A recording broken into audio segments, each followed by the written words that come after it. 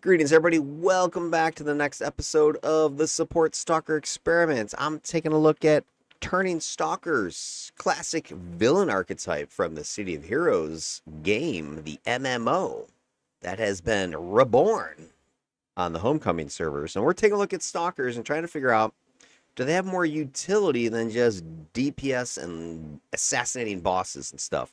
So I'm looking at them as a supporter. Can we use them to debuff enemies, to perhaps buff the team, and to leverage controls that are found in their epic sets in combination with some of their armors and melee attacks to just devastate the enemy, not by damaging them, but controlling, debuffing them, and thus preserving the lives and accelerating the movement of their teammates. And in tonight's episode, we're going to be doing a follow-up to a video I posted about Uncaged Psyche. And she was my Savage Melee psionic armor, which was brand new in the latest issue 27 release about a month ago. And Leviathan mastery. And turning her into just a overpowering, controlling beast of an escaped psychiatric patient housed beneath the Cage Consortium in some wicked, diabolical experimental laboratory where she was exposed to the essence of the Leviathan. So anyway, her powers have awakened and she is escaped and gone. Cuckoo for Cocoa Puffs. So I did a team run and I was recording the stats. You can see the overview of the missions here in the bottom right.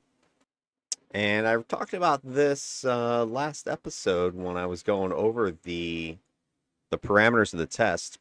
Running 5 missions, kind of your standard paper missions, tip missions, and ultimately ending with a mayhem.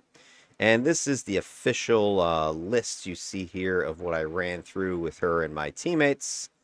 Standard stuff, 10-minute tip, 6-minute paper, 8-minute paper, a 22-minute tip. This was a doozy. And then the mayhem, which typically runs, and this actually was not 37 minutes. That was a miscalculation by me. It was 27 minutes.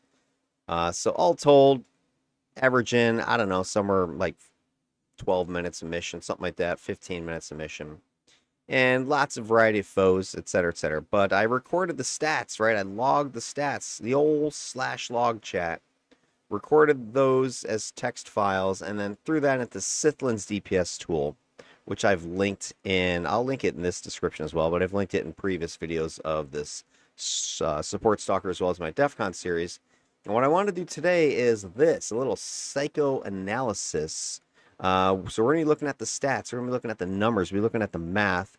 We're also going to be checking the video out and doing some reactions, some dissection of what's going on, because I haven't watched the video in its entirety in a while. So we're going to kind of get a little double dip in here, like I've done before in my older DEF CON series. So we're going to do a lot of looking back and see what happened, and then relating that to what we recorded stat-wise and interpreting all what that means. So let me go ahead and get this first video fired up, and we'll go ahead and see what happened. 1 second there. Flip this over there. There we go. And I'm going to go ahead and switch myself back over here so I don't see myself twice, because that'd be a little bit confusing. All right, so here we go. First mission. Let me go ahead and gear up with my headphones as well, so I can hear what's going on. And press play. Gosh, almost about 2 weeks now, I think. So might be a little rusty. All right, so let's go ahead and just reminder, we've got 4 teammates, a team of 5. Got a blaster, a dominator, another stalker, and a tank. So not a bad team, but not sort of your traditional team, right? A couple stalkers on it. When's the last time I've seen that? But remember what I'm doing. I'm playing the role of support. So effectively what I'm testing is, can I not necessarily be a stalker? Can I be like a defender? Can I be like a controller? Like a mastermind? Like corruptor, something like that. That's what I'm trying to show here. So assume I'm a supporter. I've got some range DPS, I've got some melee DPS, I've got some aggro control, and I've got some control with additional DPS. So overall, we have a pretty, broad spectrum team here. And I believe the players here, all the characters were level 50, but remember that I'm not allowing anybody to use incarnates except for my own character. Although I do allow alpha, so you can use your alpha unlocked slot if you have it, which the big thing there is it gives you a +1 level shift, which of course is pretty big. But we are going to be taking on 54s the whole way through. So each of us is really taking on +3s if we are alpha level shifted, which again, I believe that is the case. So the first mission is tip mission against the Circle of Thorn, a Circle of Thorns map. Circle of Thorns is the main enemy, and Desdemona is here. One of those infamous. I think she's technically a vigilante or a rogue. I don't remember exactly what she is, but she is a signature hero from when Going Rogue came out and Goldside was introduced. I believe she's from Praetoria. All right, so basic plan, of course, is we're going to have our tank out in front, taking a lead, taunting, that kind of thing, hold some aggro, and then my job is I'm going to be using close support in the form of controls. So Uncaged Psyche's whole build is based around control aura for the most part. That's what you see here. This is her aura of madness, and I have shown this already and how it works. But I've got it tuned up a little bit with, I have the cognitive interface, which will proc some of the, confuses. I've got the control hybrid, which will give me +1 mag on controls. And then I've got some other procs here and there that are going to help me establish more control, specifically confusion being my biggest one. And then I've also got the duplicity power here from being a rogue myself. So as a rogue, you get the alignment power duplicity, which is confuse. It's like a PBOE confuse. It's longish timer, and it's like a 5-minute timer or something like that. You can't slot it or whatever. But anyway, that's kind of my goal. So tank go in, I go in next. Between the two of us, he's got aggro management. I start laying down the suppressive controls in melee, and then my teammates start killing stuff and clearing the mission. We've got another Stalker going in tight with me as well. I got my Dami throwing out additional controls. And we got our blaster laying down some range damage. And I believe this is a archery tactical error. It's actually the third one I've played with in a row on these various tests. And the reason I point it out now is because I think it's pretty defender light. It's got a lot of debuff in that tactical arrow set. So I think overall this team is actually pretty darn good, and it's gonna help make my job easier as a supporter because I've got additional control, I've got additional debuff, I've got additional melee. So I'm going to be pretty good, pretty confident at this point, even though on paper, just looking at the ATs, you're going, wait, what? Where's your controller? Where's your defender? Where's your brute or whatever, your scrapper? Blah, blah, blah. This team is actually very solid as is. Got the squad. And we got to go take out. There's Desi. There we go. Back it up real quick. So, down this hall. Start the time until we. That's when I start the clock at this point. Here we go. We got our tanks in there. It's like one or two groups here. There's the Desdemona spawn is here already. And there's a Circle of Thorns group right here. And the thing about the circle is I think there's spawns at this level. I think you get 3 bosses. Now, most factions, I believe, only spawn 2 bosses. But I think the circular are unique when they spawn. There's like 3 bosses, and they're nasty. They've got debuffs and they got nukes when they get really low at health. So they can be extremely dangerous. So in goes Diamond Ken, and we're following close on seals. Now I am gearing up with build up because my typical opener is gonna be okay. My tank goes in, grabs that aggro. I'm gonna hit my build up, and then I'm gonna go in with a Savage Leap, perhaps. So here's my Savage Leap. It's a little mini teleport, boom, explosion. Minus slot for some knockback as well. Or I might throw in Water Spout, which I have keybound to my letter T. So and it's auto cast, as in I have it macroed so that wherever I'm targeting, if I hit the letter T, Water Spout just drops right on top of that person. So sometimes I'll open with that, and then I'll build up and jump in with Savage Leap. But that's essentially my opener. Boom, boom, and stuff just starts dropping at that point. Also, I have, I think, Pyronic as my alpha, or sorry, as my judgment. So I have that as a potential opener because I have, I think, the one that does disorient stun as a side effect. So I really got 3 options, right? Build up and Savage Leap in there, throw Water Spout in there, hit them with Pyronic, and if all 3 there of these are active, which I think they are, well, I know they are at this point. I think you're going to see me go pretty much this 1, 2, 3, and lots of stuff is just dead at that point. And anything that's not is now in my Mez aura because I have teleported into close range with them. That's the beauty of this combo and why I put it together, because that Aura of Madness is really powerful. I found at there's some debuff there. I think there's some control in there, a lot of control in there. So you want to get into melee with this build, and the fastest way to get there is just teleport in. All right, so there you go. I just did my build up, and now you can see I'm clicking my Water Spout. I've got my control hybrid activated. Things are going in. It looks like I'm about to click on Pyronic.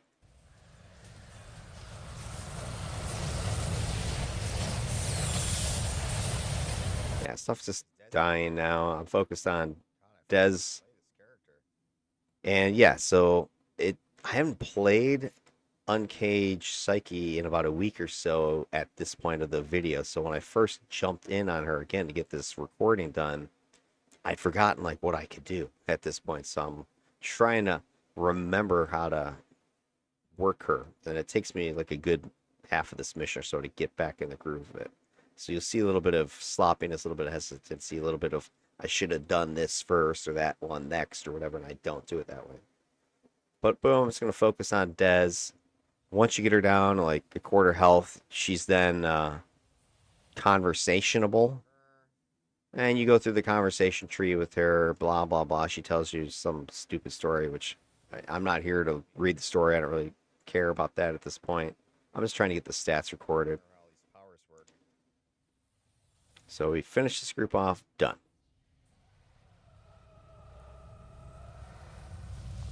All this crap. Ghosts, I love it. And Savage Leap in there. Get my groove back here. Start going with all my PBAOE, my cone. Another group here. I'm trying to get in close to give them some. So you can see they're feared right now. Now the fear, I can't take full credit for all that because Mindy, our dominator, was illusion size. So they had that spectral terror doing fear as well. So that's where it makes it kind of hard for me to quantify exactly just by visual how much control I was doing, because she was also throwing out some stuff. So it could be her as well. Although as an illusion control, she only has a single target confuse. So if you do see a lot of confusing popping around, that's probably me. If you see stunning popping around, that's going to be me. So a lot of this stuff is me but some of it's also being augmented by her. And also, anime there, when she assassin strikes, that could also cause this fear. So, just because you're seeing a lot of fear right now doesn't necessarily mean it was all of my controls. I will show you my control numbers, so you're going to be, oh, okay, you were doing control. So Mindy's taking damage. I do have barrier as my team protection, but this character is not any sort of buffer, right? She is just debuff city. Actually, control city, I would say she is. She's just 9 times out of 10, she's going to control something. So the way I support the team is by suppressing the enemy, by getting in among them, and letting my control auras and attacks and procs do their thing. Savage Leap in. I'm in the middle of a Tower Patch and Earthquake.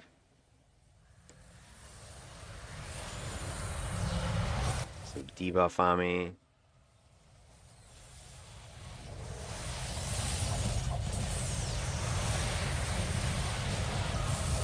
Alright, starting to remember all my powers now. It's one problem with doing these tests as frequently as I am. It's constantly...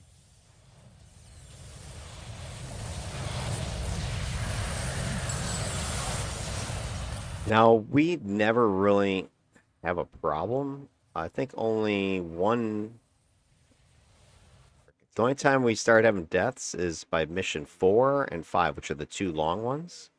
There is a Mortis Interruptus during this mission, which I am not counting as a death, just given when I consulted some of my colleagues there in the best of worst. I think Wednesday put it best that, hey, a death is a character goes to 0 hit points, has no health bar left, and that never technically happens. So it'll be interesting to get all your take on it, but you'll see it when it comes up. I'll pause it and replay it. So really, we're pretty safe. Again, I see like there's lots of control-y debuffing between the arrows. My stuff, our Dominator. It's kind of one of those teams that it's almost not fair. There's it. All right, so nothing major so far. I don't think I remember. Okay, next group, you can see confusion here. Jumping in. See fears. I see stunning. See confusion. Fear. Knockback, that was mine.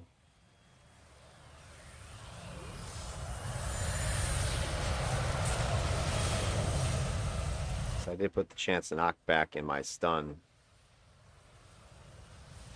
Placate. Water spouts throwing people around. Held. Stun. I mean, look, you can see all the control effects around me. So the cool thing with your aura is it procs pretty much every type of control. It's like a 50%, or sorry, 20% chance. There's 5 different controls you proc. And it's every few seconds it fires. And so randomly, I believe it hits the people around you. With stuns, with fear, mobilize. City of Ghosts. So it's really strong. Even if it's like little ticks, it's enough to interrupt what's going on. Which buys you some time, gives you mitigation. Build up, Savage Leap. I'm in there now with my aura. See, guys are feared, guys are stunned, confused.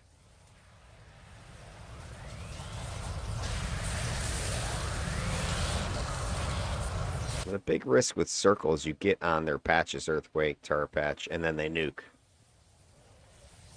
I'm really loving my Shark Hold. Just fits with this character.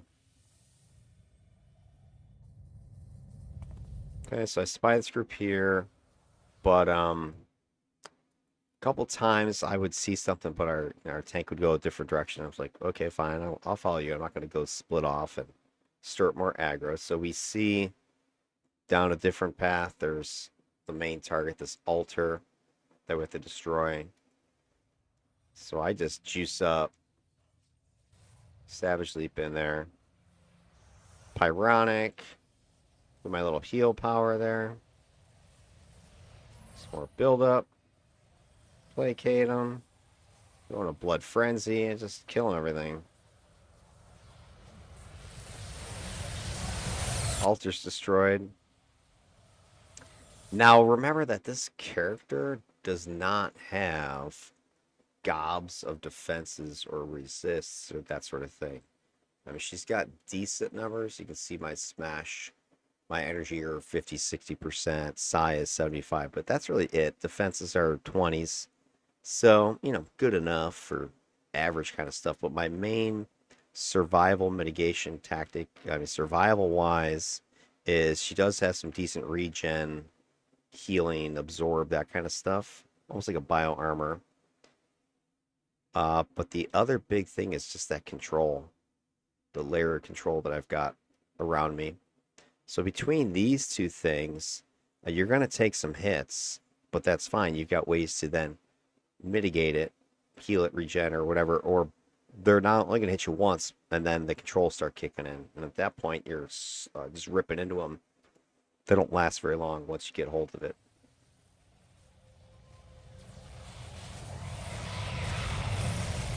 If you haven't seen the whole build for her, go ahead and check out the build video.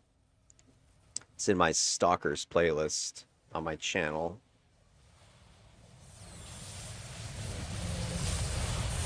Boom, dead. This guy's held. He's confused. He's dead. All right, where's Desdemona? Anna Marie. And I got lost. Okay, we circle loop around. Then we go and find Dezo. There she is. So we're running around. Where is she? And she's respawned. She's respawned here. So she's to the left. Longbow, we're with her to the right.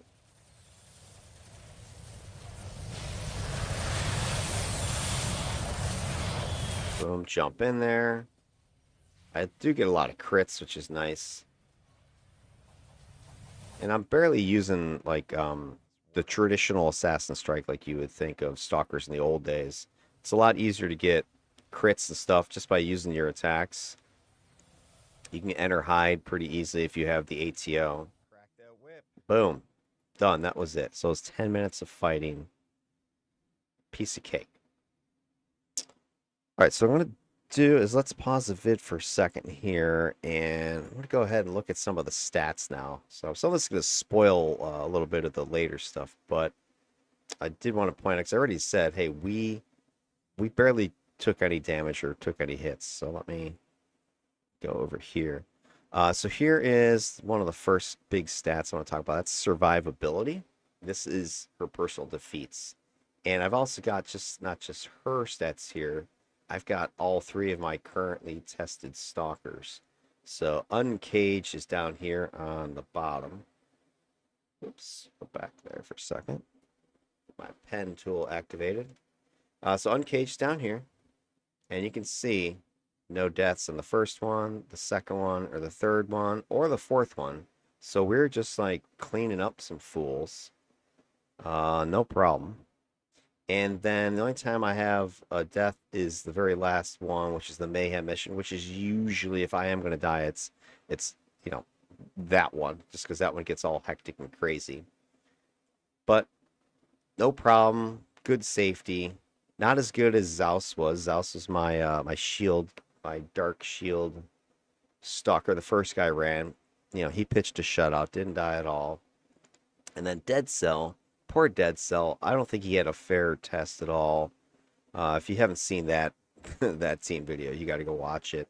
We just had a pug alpha aggro magnet, supposedly, right? That was going to go out and kind of manage things, but they turned out to be, I think, just unslotted, and I don't know if the experience was there or not. But anyway, it would turn into a freaking bloodbath generally, overall speaking, not like what I'm used to. So notice I died a couple times. It wasn't tragic, but these numbers to me are anomalies, not reality. So I think Dead Cell actually would be improved from what you can see here. And then when you look at the rates of survivability and compare them between the three stalkers at this point, these are their averages in these bar graphs here. So here's Uncaged. He was averaging a rate of 0.007 deaths per minute. So multiply that by 60 if you want to know per hour. So here she is. I mean, her average is here, but these error bars are telling you the real average is somewhere in this range. And it overlaps with Dead Cell's range. And I really don't have a range with Zaus because he hadn't died at all. So really all three stalkers are indistinguishable from one another as far as survivability. And as I mentioned, I think this was Dead Cell was an anomaly here. Then when you look at the composite data, this is just showing you the distribution of their 5 missions and where the data falls across those 5 missions. And so these bar graphs that you see represent the interquartile range of data, which is 50%, half the data points. And then the other bars that you see represent the upper range, which is 25%. And if we had range just heading down here below the 0, then that would be the lower 25, lower range. So anyway, all 100% of your data is here. And you look for stuff like how spread out is this? The more spread it is, the more your distribution, the more variation you have in the data, the more chaotic it is, the less predictable it is. And so you can look at Uncaged Psyche, and these numbers aren't, even though like Dead Cell, like, whoa, man, it's huge range compared to the other ones. Yeah, but look over on the axes. It's not a axis. It's not a huge numerical range. But Uncaged, very tight. She wasn't like having huge deaths in one mission, none in the next, huge in another one, right? Zaus has no range because he had 0 deaths each time. Dead Cell had a couple of stinkers, high numbers, and then a couple of lowers. And the composite is a per teammate death. So we take the number of deaths divided by the number, or take the death rate. So you take your survivability rate and then divide that by your number of teammates. That's where I'm getting the composite. And this helps me standardize for team size, just in case a teammate leaves or we have an extra body shows up or something like that. So looking at the results of survivability, Zaus, flawless, shutout. He's most durable at this point, consistent so far. He was defense built, though.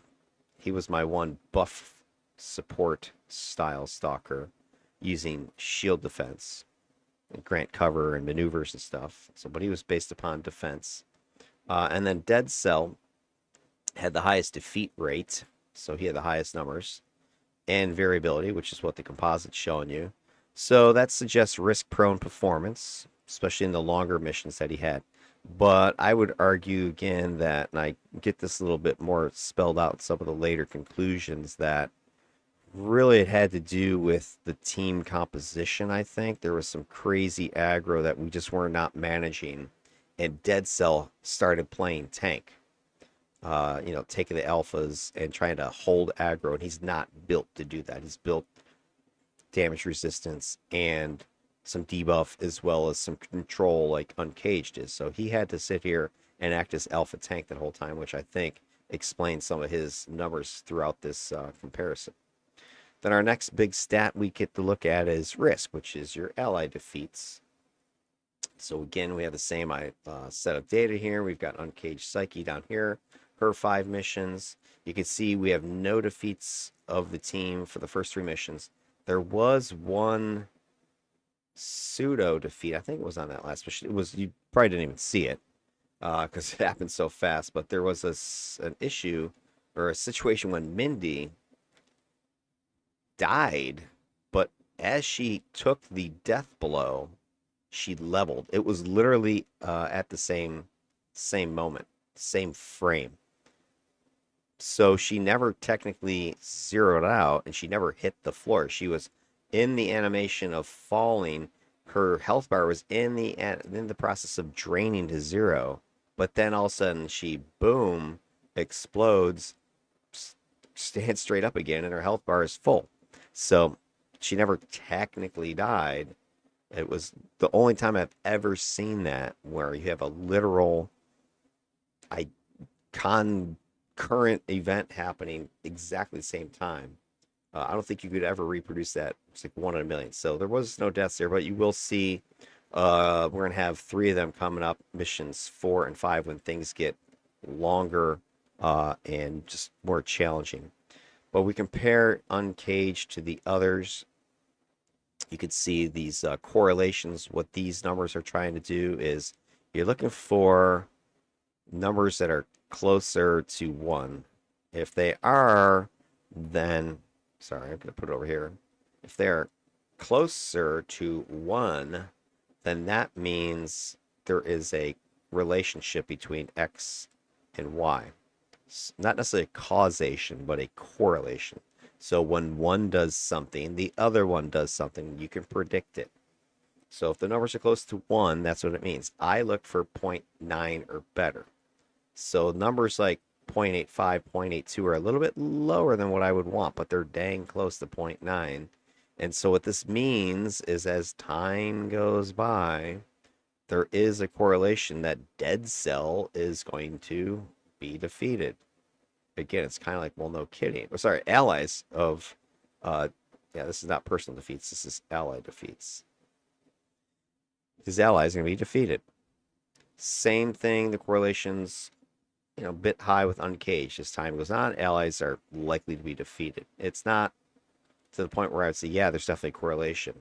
And then when you look at XAOS, that's not true. And again, I think it's because he's this defense-built guy who is covering his allies. So his deaths of allies are more random. And overall, it's kind of with this argument. There are other factors at play for why people are dying, not just, oh, the mission was long, so therefore you died. There's other stuff happening. Bad luck, bad positioning, spike damage, whatever. Something crazy like that. When we take a look at this data a little bit more closely, we look at the rates again. This is the deaths per minute. And again, this should be ally defeats, not personal. And so you take a look at your ally defeats per minute. And Dead Cell again had the top honors where Uncaged and XAOS were almost identical to each other. And if you look at their error of the range of the data, they're indistinguishable. So they are essentially the same Stalker in regards to allies' risk. You also can see that that is not true for Dead Cell. Dead Cell is clearly riskier to team with if you're one of his allies, because his bars are up here and there is no overlap between him and the other 2 Stalkers. So, hey, if you had to choose who would you want to team with, at least based upon the current limited testing, it's either XAOS or Uncaged. Okay. And again, this mislabel, this should be risk rate. And then we take the composite data, looking for the distribution, the spread of the data.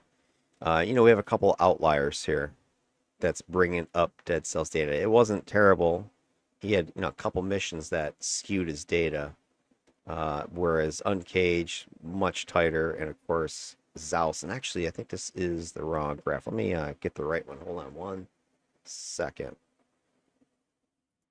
All right, got the right graph. Now it looks correct. Say that looked off to me. All right, so the composite, that's taken this risk and divided it by teammates, as I've mentioned before. You get this composite, and then you look at the distribution of the data. So you can see, again, Dead Cell's data is pretty widely spread, and there is some top heaviness to it. So there is some outlying data that's dragging this thing way up here. The X you're looking at, that's the average, like that's the mean. And just like you saw over here in the rate data, XAOS and Uncaged are pretty much, again, identical. So they have almost identical distribution. Uncaged is actually even tighter than what XAOS's data was. So a little bit less risk and much more consistent. So if you had to choose, hey, who should I team with? Uncaged Psyche is actually slightly better, at least if you don't want to die, than XAOS is, where Dead Cell is shown to be the riskiest of the bunch. So that's what we're talking about here. He's the highest risk to allies. His defeat rate's 0.25 a minute, 8 times higher than the other ones. Uh, really good correlation right near that zero point 0.9 cutoff. So the team is more vulnerable as the missions go on for him. And you can just see that with his data. Long missions probably puts you up here. Uncaged Psyche, the best, lowest risk, strong correlation.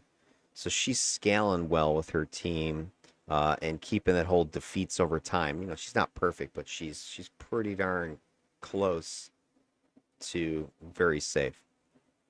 All right, then our next category you want to look at of data is resilience. This is your incoming damage that your character took. We take a look again at Uncaged, who's down on the bottom. Her damage, she took a total of 48,000 damage over her 5 missions, which is a rate of 607. If we take those data points, the damage in and time, and plot them looking for correlation. So, hey, as time goes on, are you going to take more damage? It should be, yeah, of course. And if you look at the R squared values, yeah, they're all pretty much saying exactly that. They're very close to 0.9, if not above 0.9. So as time goes on, you're going to take more damage. Yes, this is a true statement. It's lowest for XAOS, and that may be because of his build again, being defensive build. He's not a slam dunk to take damage because he's going to get missed more often than the other two would get missed, presumably, if you just go by raw defense numbers. However, obviously there's other mitigation at play here. The controls, for instance, for Uncaged, that's going to reduce incoming damage, the damage resistance, and some of the controls for Dead Cell similarly, although he definitely has the highest correlation. And he has the highest average incoming. But, again, you look at his missions, and he had just a really low one, middle one, and like 2, 3 high ones. His safeguard was actually the easiest of these. These first couple of missions, if I remember, were just really brutal because we were all trying to figure out, hey, what does each other know how to do? And this is when we all kind of realized, well, we really don't have any alpha management on this team at all. So, once you realize you don't have anybody taking aggro, well, then it's, oh shit, I got to go step in there. And so I was taking a lot more damage in those things. Then once we all kind of figured that out, things settled down. But overall, solid numbers. And you can see XAOS is taking the least per minute right there. So the R squareds aren't telling you everything. If you look at the slopes of these, that's probably a better story of like as far as who is most resilient. Who's got the shallowest slope? Whose slope is like this versus that? And that's what you can see here. These stalkers, as you go, most to worst, or sorry, worst to best, moving at the slope like this. That's what this is showing you here. So if I did actually calculate the slope, it'd tell you how many, it would tell you the damage per minute, at least of the line there, the regression line. All right, so then the last bit of this resilience data is here. This is the rate and the composite data. So rate is the per minute incoming damage, doing a side-by-side comparisons, looking for overlap. And you can see that all 3 of these stalkers are distinctly different from one another. There is no overlap in their incoming damage. So you pretty much have first place, second place, third place, clear cut, no overlap from what the data is showing you.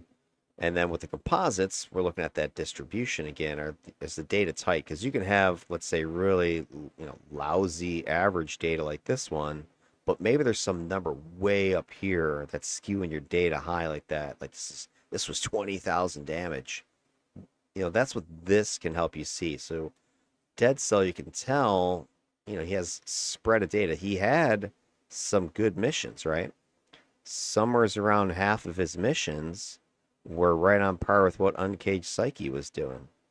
Now, really none of his missions, but maybe the best one, matched the worst one of XAOS. Is another way you can look at this data.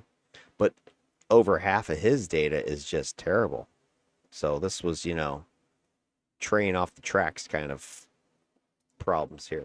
So XAOS, most efficient damage taker, least incoming, and he had just passive mitigation, positioning, aggro controls. Probably this one. I think his defense numbers, in combination with positioning. I'd have to go back and look at aggro on that one if we had a control or well, obviously we had like some controls. Let's say a dominator. If you had a tank on there that was handling the aggro, that could explain it too. Why he didn't take as much damage. Somebody else was keeping it away from him, or somebody was locking it down.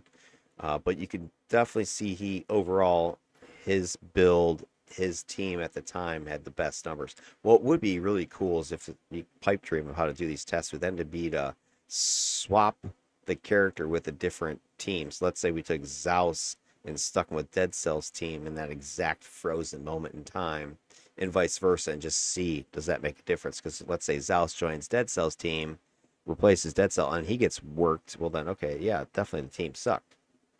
But alas, I don't have the power to do that. And then Dead Cell, he's taking 4 times more damage than XAOS. Really wide variance. But he was surviving. It wasn't like dying left and right. So he's got raw durability, but just probably less overall suppression, less ability to, evade, deflect, defense compared to the other guys. And that's true. His build wasn't designed to avoid stuff. He was taking contact. It was to reduce it by resistance and then mitigate it with his controls, his sleep stacking he was attempting to do. Then the other couple metrics I wanted to talk about were in this resilience category is Overwatch and punishment. So this is a couple new ways to look at the data that I've been doing recently. Overwatch is this. Is there any correlation between the damage your guy has taken and your allies' defeats? And punishment is the same basic question. Is there any correlation between the damage you're taking and your own personal defeats? Now, it seems that at least this one should be a shoo-in, right? Like, hey, the more damage you take, the more times you should be defeated. So if that was true, we should be seeing high correlations like 0.9 or up. And if you look at the numbers, I actually don't see that. I mean, it's pretty close. Yeah, there is. Uncaged Psyche is pretty close to 0.9. The more damage she's taken, the more likely she's to be defeated. Dead Cell's similar, but not as close. And remember, XAOS was not defeated at all, so it didn't matter how much damage he took, so it was not true at all for him. So some of these things may seem obvious on the surface, but the game is not that way. And then, whether or not this statement's true is questionable. Does the amount of damage you take impact your allies? Now, this would assuming you have a tanking role. If you are tanking and absorbing and soaking up a lot of the damage, well, then your allies should be safer, is what a potential assumption would be. And, that would kind of be like what Dead Cell was doing. But if you look at the slopes here, right, here's Uncaged. She was taking 12,000 plus damage per ally defeat, whereas Dead Cell's taking like 4,000. So she was almost like 2.5, 3 times more damage per ally defeat. Whereas Dead Cell, I know, was more tanking on purpose. Uncaged Psyche, as you're seeing in the video, she's diving in the melee because that's where she's going to get her controls and stuff to work on. And then I think you look here at XAOS, his numbers is the lowest, 3,000. So he's like a quarter of what Uncaged is doing, but he has a very defensive build, so he's avoiding a lot of the hits in the first place. So he's not taking as much as raw damage as the others, even though he does have allies being defeated. So there's what you're looking at. It's just that we had a couple missions with Dead Cell that were up there with ally defeats. And that was just, the runaway aggro we had. The others, didn't have more than a couple ally defeats, so the data's clustered down near the origin. So if you take a look at interpreting what you're seeing here, Dead Cell, he's functioning as a high resistance bruiser, the way he was built, absorbing a lot of the damage, so absorbing the most total damage. And he's got solid linear control here. This R squared is 0.91. 0.73, but he doesn't have the raw mitigation of an aura that Uncaged had. So Dead Cell's aura and his sleep tactic and his draining tactic did not seem as effective, at least on his team versus Uncaged's team, to mitigate. So take that for what it means. So damage is still able to defeat his allies. But again, was it him or was it the team? Was it that there was a lot of suspect actions happening there? And I talked all about that in that Dead Cell team video. So if you haven't seen it, go ahead and check it out. You'll come back with your own conclusion and let me know. And an Uncaged Psyche, she's relying on hit points and heavy aura control. But, she can be overwhelmed. And so if she gets spiked, boom, you're going to get a defeat because she's just taking so much more of a beating. Whereas XAOS, he's evasive. He's keeping his damage minimized. Team losses are low, even if he doesn't have a lot of control compared to the others.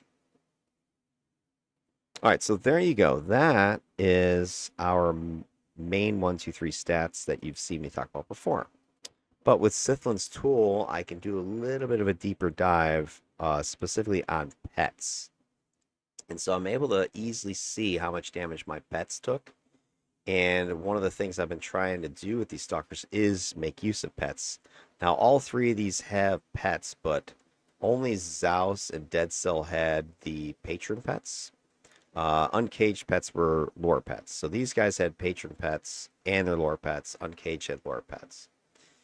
So I wanted to look at the pets from a defensive standpoint. So here's what I did. I did two different correlations. One was sacrifice, one is loyalty.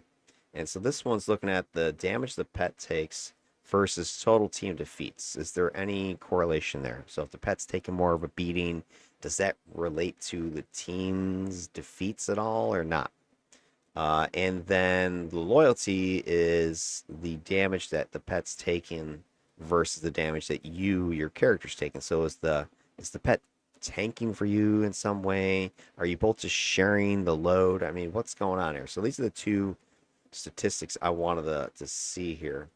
And so we took those pet damage numbers and plotted them versus the team defeats or the character's damage. And here's what I've got. With Uncaged Psyche, there is correlation between the team defeats and the pet's damage. Now, here's the weird thing, is that she has the least... Now, don't think correlation means, oh my god, those pets kicked ass. It's not what it means at all. It just means that, yeah, as there were more defeats, the pet took more damage. So that's just saying there was more damage at the time. Maybe the pets were dying. Maybe Uncaged is dying. Teammates are dying. There's just a relationship there. Not exactly a cause or effect or any specific meaning. And you can see from the slope, it's actually the shallowest slope. So her pets were not taking a lot of damage in proportion to the team defeats. So maybe they weren't doing much tanking because they were not soaking a bunch of damage before somebody dropped. That might be the way to look at it. Whereas XAOS had the highest and the worst correlation because he had 0 defeats 3 out of his 5 times. So he's only got 2 data points really to kind of use here. So it's really poor correlation, but just FYI, his pets were taking a relative beating compared to Uncaged Psyche per team defeat. And then Dead Cell's kind of in the middle here, where his pets were taking a decent chunk of damage before an ally was defeated, and the correlation's pretty high. Then take a look at the loyalty numbers over here, the ratio between the two damages in Uncaged Psyche, again, with the fewest pets, just lore, so they're out the least. Very high correlation again, but they're taking hardly any damage in comparison to her. So for every 100 damage, they're taking like 5. So very small amount of damage. These guys are taking more, almost a 1-to-1 with XAOS, right? So in other words, when XAOS takes a point of damage, his pets are taking 72% of that, 0.72.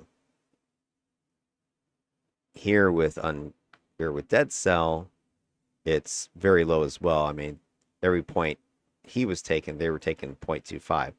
So tankiness, if you want to just go by how much damage they soaked before they died, you know, or before while you were taking damage, these guys were taking even Steven damage. Now, were they taking damage instead of you?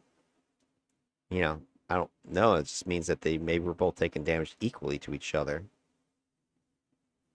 where these guys were taking less damage compared to you. So maybe they were dying faster, and that's why they took less.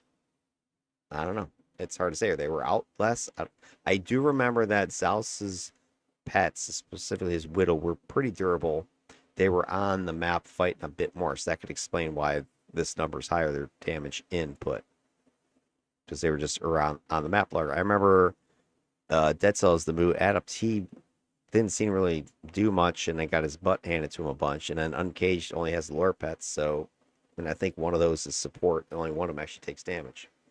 So basically, it's hard to kind of say what all this means, but here's what I've come up with. Uncaged Psyche's minimal pet use. It is clear in this data. Her pets are taking little damage, and they're showing this high loyalty correlation. So she is tanking solo pretty much, relying on her own hit points and control rather than any sort of shared mitigation. So they're barely taking any damage. There is correlation. So when they're out, they're out, but they're not really doing much for her. Zeus, Dead Cell, they have their pets more actively from what you can see here. Higher pet damage intake, stronger correlation to the character or the team outcomes. But Zeus' defense-based shields the pets as well. So they're taking relatively high damage, but it's not translating into team defeats. So they're on the field being hit. Are they protecting? It's hard to say. You really don't have the data to conclude one way or the other at this point. So it's more up to your interpretation. Okay, I think that ends what I wanted to say about resilience. Yeah, so let's go ahead and go back to the video for the next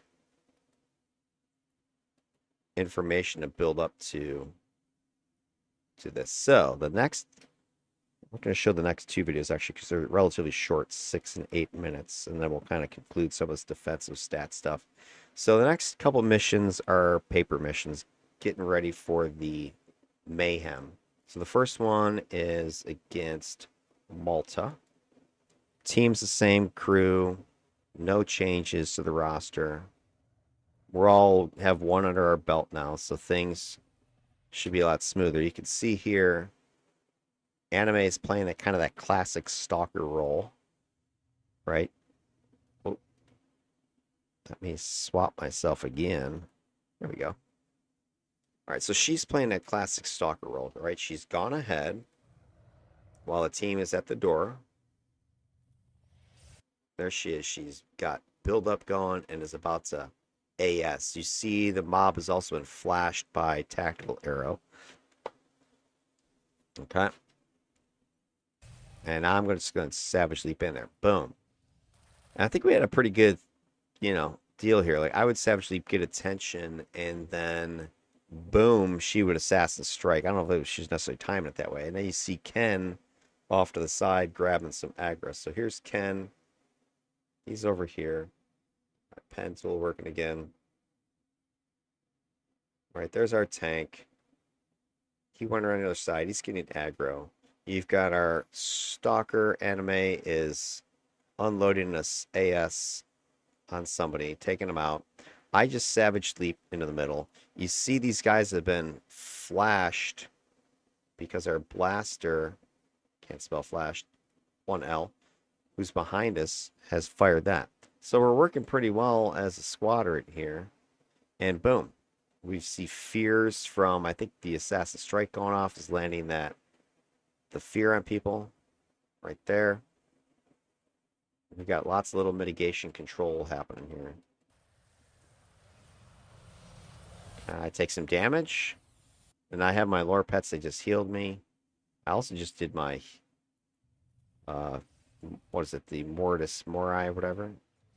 I do start taking damage. So I went in a little bit prematurely because our tank had not yet grabbed aggro.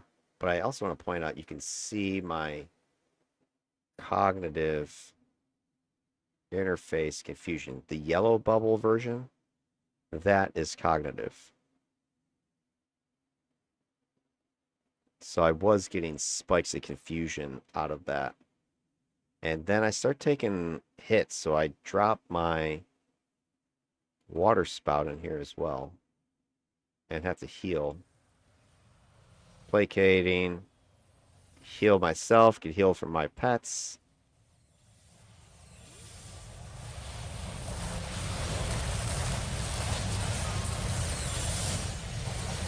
That guy's jacked up. I don't know if he's holding his head. I think that was my hold. Because Mindy has the illusion hold, which I think is I don't know if it's the same animation as the mind control hold.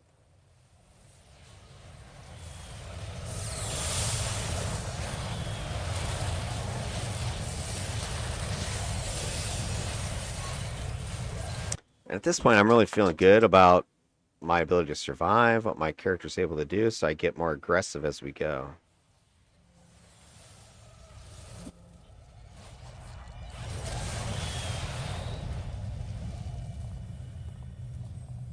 Dude, I'm like And stuck on stuff. yeah, the server got laggy. I think that's what happened. It gets worse later, but I kept feeling like my character was sticking or like on something. I'm like, what the hell's going on? And the other thing I wanted to mention, because it comes up a little bit later, this test was post the 801 test that I had done with Shimmer, who was my controller that I'm doing for my DEF CON 2 series. So Shimmer, I did this 801 Architect Entertainment test. And these guys like incarnate level challenges, right? So we're essentially doing the same sort of testing except for much harder stuff. So anyway, I bring that up because here we are doing my Stalker stuff. And compared to this is a cakewalk. Malta, 54 Malta, yeah, whatever. Smack, smack, smack, slap, slap, slap. I don't care. They're not scaring me. You know, I remember back in the day, oh my God, Malta. I don't want to do Malta. I'm like Malta, whatever, laugh, take them out. So if you see me acting a little more just aggressive, it's because I've just gone through a couple rounds of 801 testing, so none of this stuff scares me at all. This guy's freaking stunned. Look, but he's stunned. I mean, a lot of that is from my auras. When you guys see the control data, you'll see what I'm talking about. Shark hold him, dead. Shark bait. Gone. Well, this is my favorite part right here. Again, I'm like, who needs a tank? Throw water spout, savage leap, start crushing people.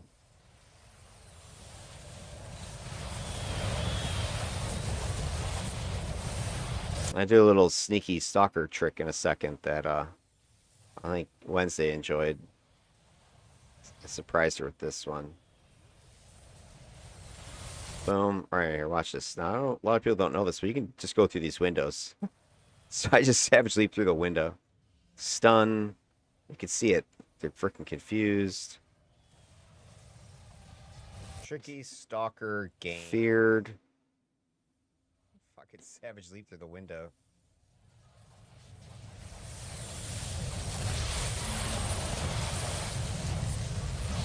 I was feeling a little bit bad because the tank was always at this point moving forward. I felt like he was kind of like uh, falling behind. Not that he was doing anything wrong, but myself, anime, we're just like diving in there. Where's our next target's opportunity?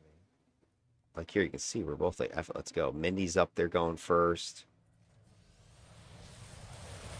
So you know, you feel bad for tank when you have like teams like this where people are just going at it without you having to do your job essentially.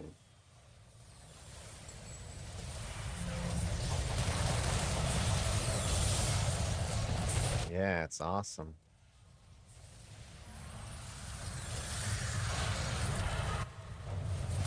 This guy, again, he's confused, getting knocked down, and he's dead.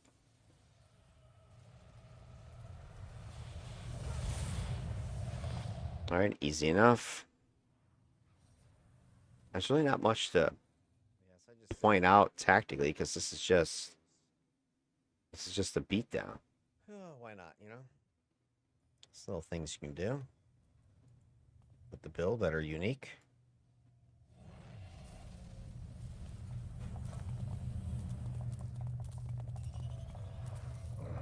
To juice up with my absorb. Oh, this is a great one.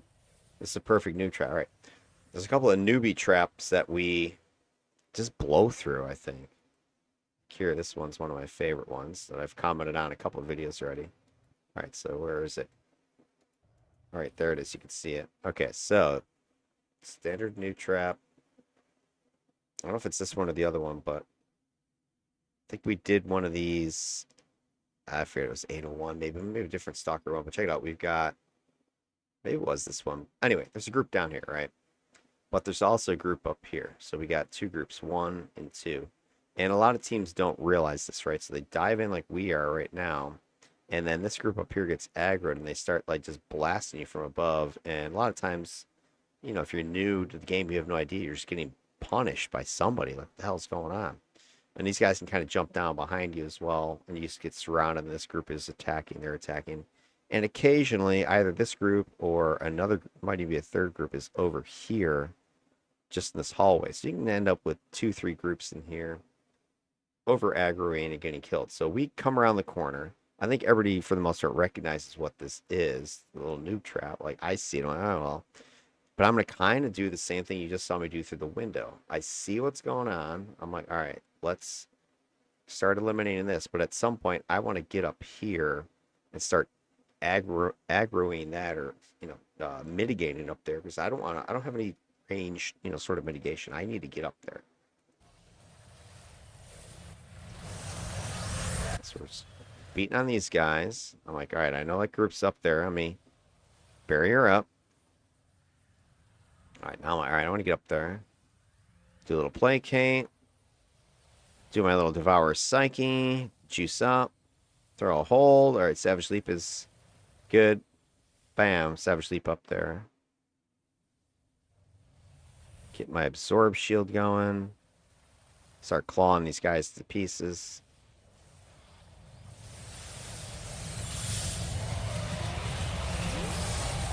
So we're getting some aggro from below. I don't know if it's another group or not. But at least we're at the high ground up here.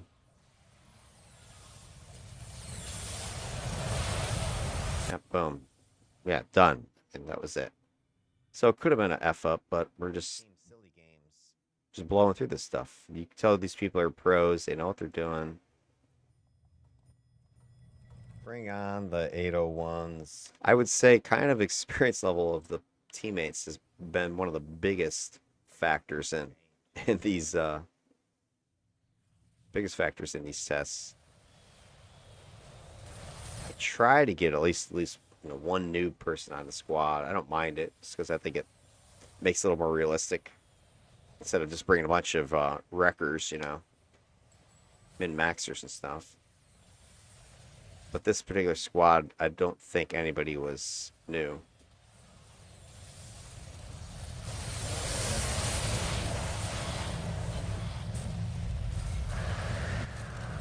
Confused by the water spout.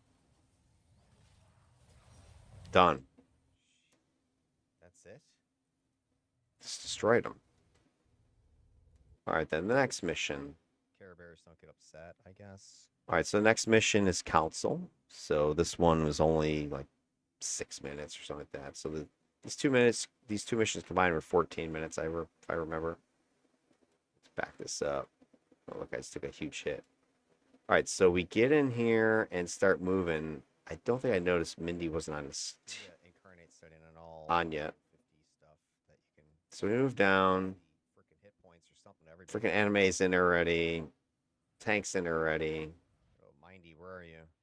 I just noticed Mindy's not there. Otherwise, I'd have waited. You can see the confusion proccing. And when you see the confusion proccing, don't think, oh, that's all you're doing is confusion. That's not true. So that aura of madness, it has confuse, Hold, fear, stun, I think. Is it immobilize maybe? Or sleep, something like that. Anyway, there's 5 effects that kick off. And every time it pulses this proc, all 5 of these are firing and hitting, I believe, a random target around you in your aura. So every time you see it confused, that means probably somebody else is held, feared, stunned, immobilized around me as well. So you kind of see this guy's punch drunk here, wandering around. That guy was confused, I think it was.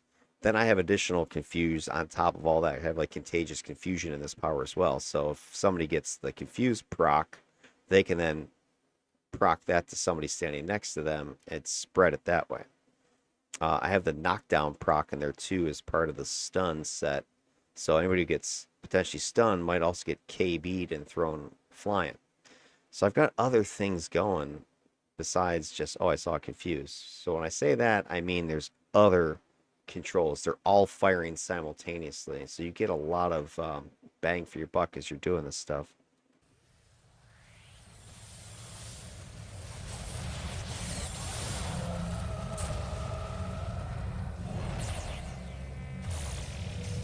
I got a big room coming up, so I bury her.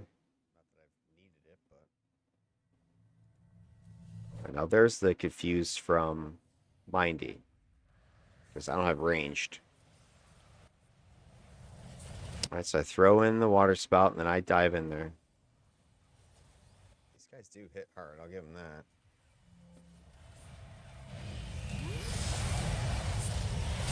Oh, he's over there. My regen attack is range cone. Hold on.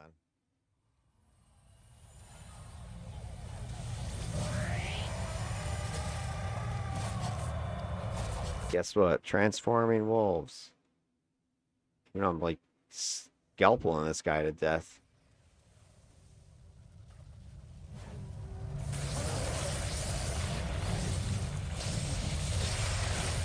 Shark bait is all over this guy.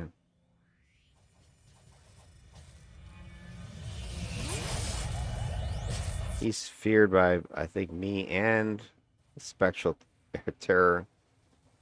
Clawed, slashed, shot, dead.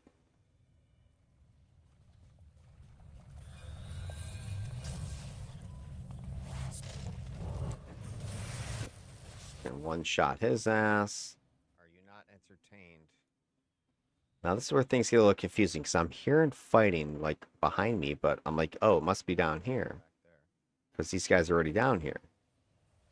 And this is where I don't think anybody dies here. I think it's looks close for a second. I don't know if it's our blaster is being janked up back there. Yeah, here they come. Oh no, Mindy.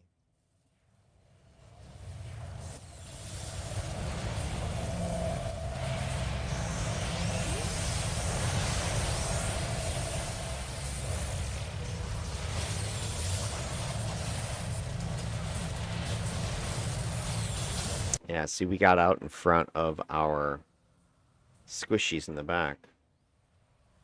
You're stress testing me.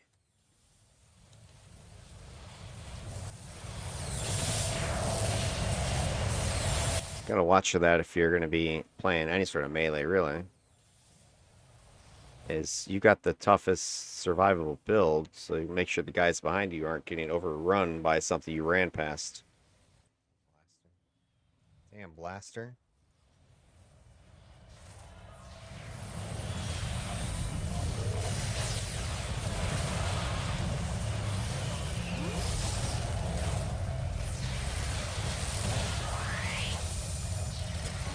Freaking reses.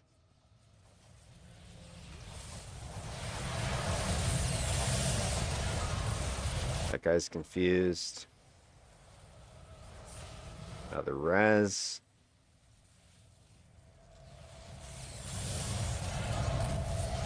Three reses for a quarter.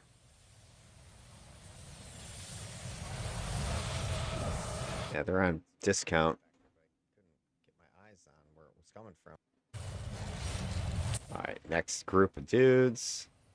Same thing, they get wrecked.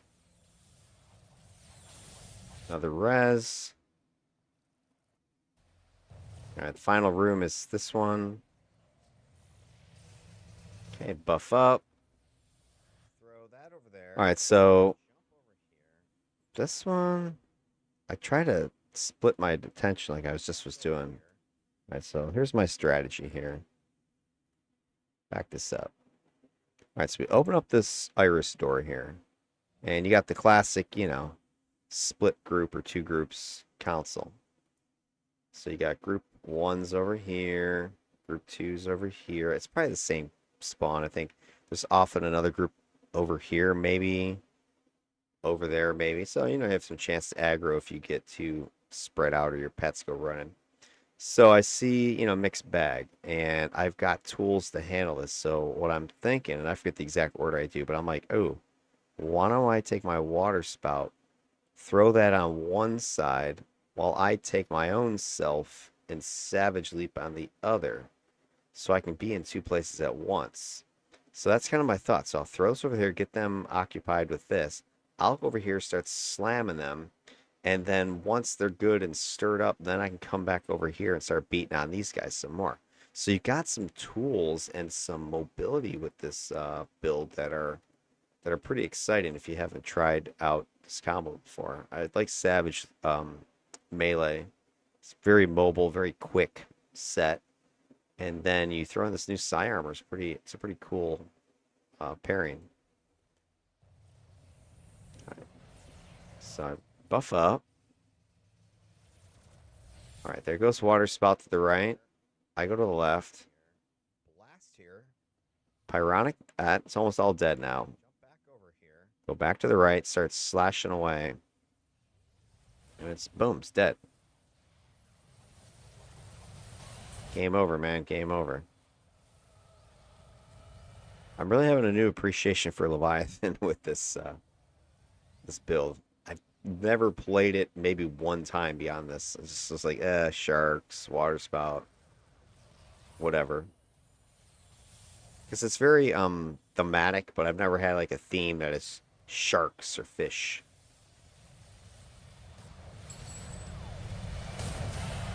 Look, these guys are all freaking confused. I'm just standing next to them. Okay, watch when I go over to this group. They're already feared by the phantasm thing. Boom, right there. One, two guys confused. I just stood next to him for a second. That guy's sleeping. Those are just my aura. There's some more confusion. That guy's afraid. I think that's the phantasm doing that. The spectral terror. It's just abuse. We'll play Kate to get these guys distracted for a second. Drain them.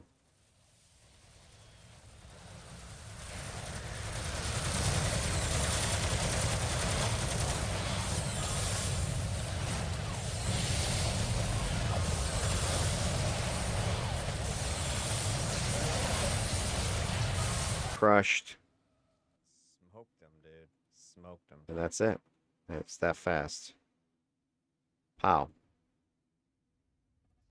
Changes you. All right, so then we're going to go on to our next tip. Before I do that, I want to go back and take a look at the other remaining defensive stats that I have. I want to share with you guys. So we left off talking about resilience. With Sithlin's tool, I got a couple other stats I've been able to put together. So I want to jump and show you these. All right, so avoidance. You can easily track how many times you've been hit. So I've done that here and want to show this data. So this is, anytime you're hit with anything, you register this number. The only thing you gotta be cautious about is that hits could be stuff like caltrops, could be like burn patches, which have this multiple really fast ticking. So just because you're getting hit, it doesn't necessarily mean like when you look at 858,000 hits, right? That holy crap, your defense is terrible. It could have just been I was standing in caltrops on this mayhem mission and it ticked 100 times or something like that while I was in the caltrop patch, or there was a burn patch or something. So don't make too much out of this, but it is obviously an important stat because if you're getting hit, you're taking damage usually, or you're being controlled. So if you can avoid it, that's good. And there's different ways to avoid, right? You can have defense. You can have other mitigation to slow down the incoming attacks, like minus recharge, for instance. It's another way to not be hit as often. Or using your line of sight, just your smart strategic play in game on a map. All right, so here's Uncaged Psyche. She takes a total of 2,000 hits, which is really close to what Dead Cell took. So these two are pretty close to each other. I'd say the anomaly here is actually XAOS, but that's because, again, XAOS was a defense-built Stalker. So he's not getting hit nearly as much as the others. At least that's what I believe is explaining this. But if you go ahead and take a look at the correlations, is there a correlation between how long missions go and how many hits? And yeah, there should be, right? Because the longer you're on a map or a mission, the more times you're being attacked, it should be hit more. And I think, again, this looks pretty true for Dead Cell. His correlation is 0.86. And then Uncaged Psyche 0.9, which is my cutoff. So yeah, these two are, there's definitely correlation for Uncaged, and it's pretty close for Dead Cell. And you can see the number of times they're hit per minute is what this is indicating, at least of this slope line, 31, 30 times. So these two are almost equal to each other. It's when you look at XAOS that you see the difference. His correlation's, lower, so that's not as close to the 0.9. It's still high, right? Because the longer missions, the more you're being attacked, the more you're going to get hit. But he's got that defense barrier from his build and a minus to hit he was using with his dark melee that is lowering. So I think had he been a different kind of build, here's my prediction. I'm estimating that all non-defense stalkers are going to be similar to this. They're going to be getting hit about 30 times a minute. Okay, so every couple seconds. You're playing a melee. It's just the way I'm playing the melee tanky, in the thick of it. So I think that's probably going to be standard. So that's something, hey, if you're going to build your character, could you survive being hit every 2 seconds? Or if you come down here, look at your defense build, he's only got, 8.79 hits per minute. So what is that? Every, I don't know, 10 seconds, 8 seconds, something like that. So it's a lot of it's a 4 times slower rate of incoming fire that you have to worry about. What'll be interesting to see is if I use a minus recharge build, which I haven't done one yet. I do have one in the form of Nullbind, one of my build ideas. He's Ice and Psi combo. He's going for a lot of minus recharge. Same with Edge of Winter. She's got a lot of slow minus recharge. So I wonder if those two, this would be a great test. Do those two have high correlation or whatever, but their rates are really low? That's what I want to see. Because that's what I would predict, that there is correlation. The longer the mission, the more hits you take. But because they're minus recharging, they're not going to get hit as much as 30 times a minute. They might be down to 10 or 15 or something. So I can't wait to kind of run some of these and come back and plot these, because I'm going to be plotting more of these on this graph as we go. So that's what you're seeing here so far. That's interesting. Then when we take a look at those rates side by side, we're looking for overlap of those error bars, and you can see that Uncaged and Dead are very similar to each other, right? They're both taking about the same amount of hits. There is some variation here, but not a lot. Same thing in their distribution. They're overlapping each other. It's XAOS who's that anomaly, right? XAOS is definitely taking fewer hits. It's real data. His distribution is also telling you that, yeah, he may have one really bad mission where he takes a lot of hits, but his worst is like your best, is what this data is showing you there. And it shows you that Uncaged can't even match. Like, Uncaged is always going to get a hit, twice as many times as XAOS is. It's just the way that build works. So XAOS, he's excelling at this avoidance. He's only getting hit 7.4 times a minute, a quarter what the other two are doing. So he's got that defense. It's effective at preventing the hits. Uncaged and Dead absorb about 3 times more of those hits every minute. And their builds are relying upon soaking the damage, recovering from the damage, reducing the damage, not avoiding it. So there's more than one way to skin the cat, because if this didn't work, then they would have died 4 times more often or 3 times more often, which they didn't. So it's very interesting data to look at as you move forward. All right, what else we got? Then if we take that avoidance data and ask, does it correlate with the amount of damage we take, right? So as we take more hits, do we take more damage? That should be an obvious no-brainer, right? So if you take a look at the data, correlation is true for both Dead Cell and Uncaged Psyche. They are taking about 30-ish, 24-ish. So Dead Cell is taking the brunt of the beating, even though he's more resistance build than Uncaged was. I think again this goes back to his team. But he's definitely taking more hits, more damage. He's taking about the same number of hits as Uncaged was, but you can see he's taking more damage for each hit. So I think he was just in taking the brunt of the beating, whereas Uncaged is taking more of a periphery. And I gotta double check, but I forget. I thought both their auras have a minus damage component. I'm pretty sure um, Dead's actually had two of them or something like that. So it's curious to me that he's taking the same number of hits roughly, but it's taking more damage for each hit. It also could have just been the factions, right? What enemies you were fighting against. Because I know one of the big missions here that Dead was taking a lot of hits and beating from was the Arachnos, and they've got a lot of debuff. So it could have been that, a lot of debuff that erased his minus damage because they had like minus damage resistance.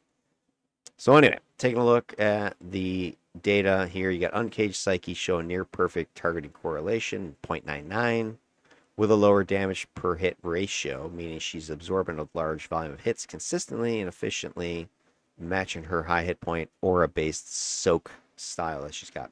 XAOS, he's got the lowest damage per hit, 20.9, and the weakest correlation. So he's getting hit less, he's taking less damage per hit. You know, it is a little bit less correlation. He's got a couple missions where he's got a little bit more damage, but he's very tightly clustered down here. So again, that's that defense layering most likely. That's explaining that, which is disrupting a nice clean data set. And then Dead Cell, he has to cover, I think, for the weaker tank. Actually, I think it was a brute. So his high hit volume, top tier damage intake, and his steep his slope. You can see he's got the steepest slope of the bunch. That's just him being the aggro magnet, and he wasn't built that way. He wasn't built to be this solo-y, center of attention stalker. I don't think any of my guys are going to be built that way. All right, let's continue. Disruption is another stat you could take a look at with Sithless Tool. This is the controls.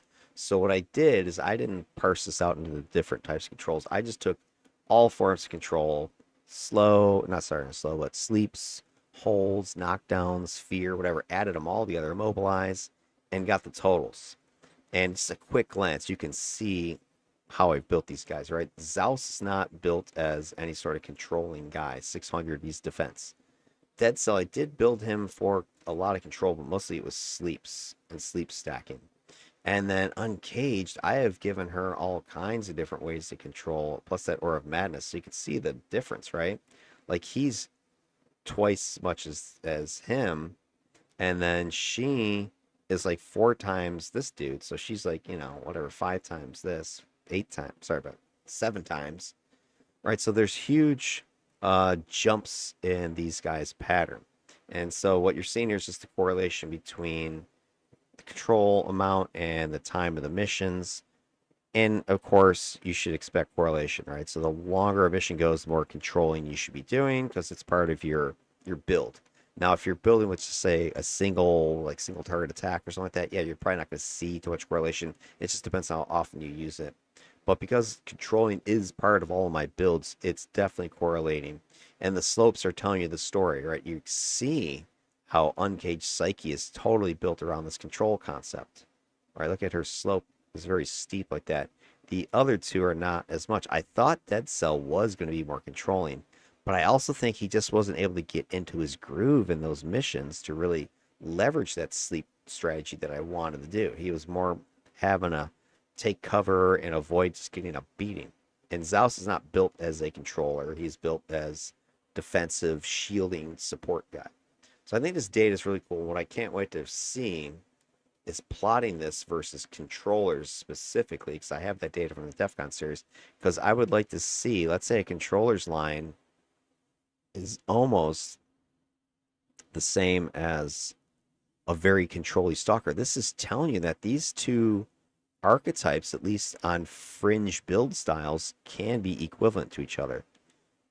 So that's something that, you can prove or at least show it with your graphs, with your data, and see if it's, is real or not. So it'll be interesting. Also want to see where the defenders fall in this, because defenders aren't necessarily built as control at all. So I would not be surprised if they're really shallow on their slopes versus some of these stalker builds. All right, then we went ahead and took that disruption and looked at it from basic stats, looking at the rates side by side, line up of those. Again, Uncaged Psyche, she's unmatched in the amount of control she's bringing compared to these guys. Even these guys are, different. Dead Cell's definitely distinctly more controlling than XAOS is, but she is clearly way out there. Her distribution data is showing the same exact thing. No overlaps at all. These are completely distinct stalker builds in terms of this control disruption metric. So Uncaged Psyche, she's a control powerhouse. She's got 56.6 of these debilitating events, is what I'm calling this defensive control. I'm calling it debilitation. Actually, I think I would call it debilitation. That's the thing, I'm going to use that as the offensive terminology. So this should be reworded as disruption effects, control effects. So controls on the defensive side, I call disruption. Controls on the positive side, I'm going to call debilitation. So she is throwing out 50. I notice it's pretty much one a second. Every second she's throwing out something against enemies. 3 times more than Dead Cell, 7 times more than XAOS. Massive consistency. Or a base lockdown. It's anchoring her whole survivability model. XAOS, he's going quantity for stability, low steady output. So he is consistent, but it's just not his game. He's low risk, defense first, a little bit of disruption. Mostly was from his knockbacks from was a shield charge, I think, was the main place he was getting controls from. All right, and then I took this and applied those control numbers to additional defensive metrics. So as controls increased, I wanted to see, does that affect my incoming damage? Because I would assume the more control I'm doing, the less damage I should take. But what's interesting is that it's not the case. Look at Dead Cell as an example, clear example of this. As controls are going up for him, his damage is going up, and that slope, that line, is tight, 0.97. Very similar with Uncaged. Is not as strong, but as controls are going up, she's taking more damage. There is a little outlying data point here that throws off some of that correlation, but it's fairly consistent, at least these 4 data points. And then even with the really tight data around XAOS, you can see there's a pattern, 0.87. Controls are going up, his damage is going up. So hey, why are you taking more damage if you're controlling more? I think it's just a matter of, because the controls are your engagement powers. You are in the thick of it using those controls. You're fighting. You're not using controls while you're way in the back, not near enemies. So the fact that I'm in the middle of enemies, I'm attacking them, they're attacking me, and my attacks have controls, it just makes sense that, yeah, the more controls, the more damage I'm doing, and the more damage I'm probably taking. So that's what this is showing you here. So Uncaged Psyche, she's got the best damage mitigation per control. And then the other thing you see is this prevention correlation. So I want to mention that real quick is, hey, as controls go up, are team defeats being affected? Is there some correlation here? Yes or no? And again, you see here with Uncaged Psyche, she's throwing out a ton of controls, 519 controls per death, per team defeats. Somebody on the team dies every 519. So she's landing a whole bunch of control before somebody drops. Whereas the numbers are way lower for dead, 56 controls, 92 controls before somebody dies. He had more deaths. That was the issue. So I don't know, again, is this like true for him all the time, or is this true for that particular instance of his team?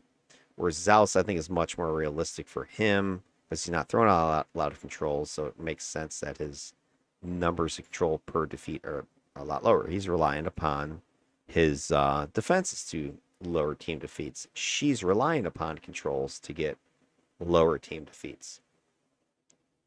So anyway, Uncaged Psyche, best damage mitigation per control. She's got the lowest blunting slope. So down here, the low slope for her. So 12 damage per control event. And she's got strong prevention efficiency, the whole 519 controls per team defeat. So heavy disruption, it's probably blunting, it's probably lowering the incoming pressure. Most likely, again, I can't say that 100%, but it's what the data is pointing towards. Dead Cell, he's got solid control output, but it's not really converting into damage, mitigation too much. So he's got the steepest blunting. So he's doing a lot of controlling, but he's still getting a lot of incoming damage.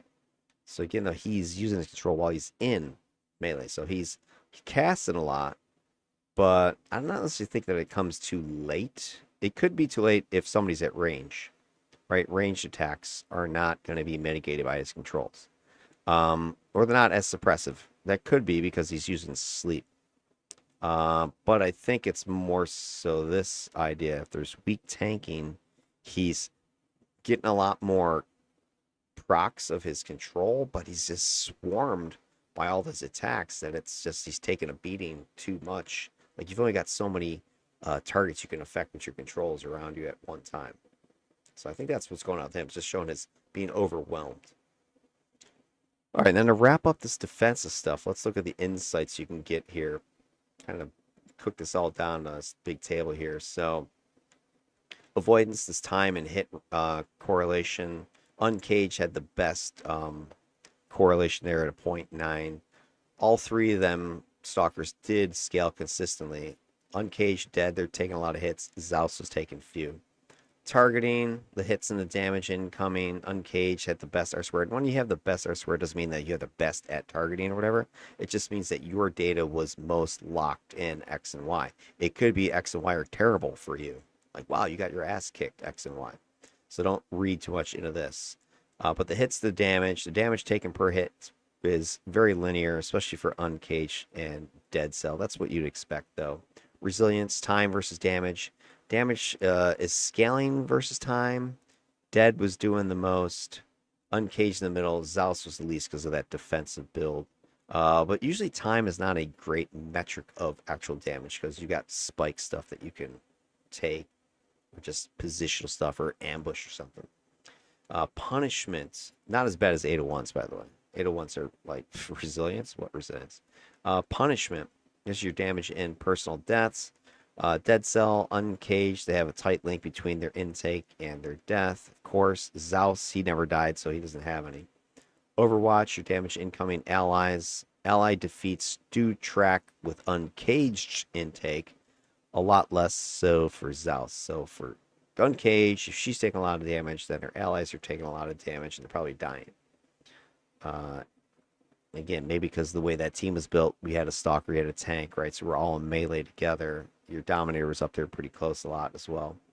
The pet stuff, the loyalty, so the Stalker's damage versus pet damage.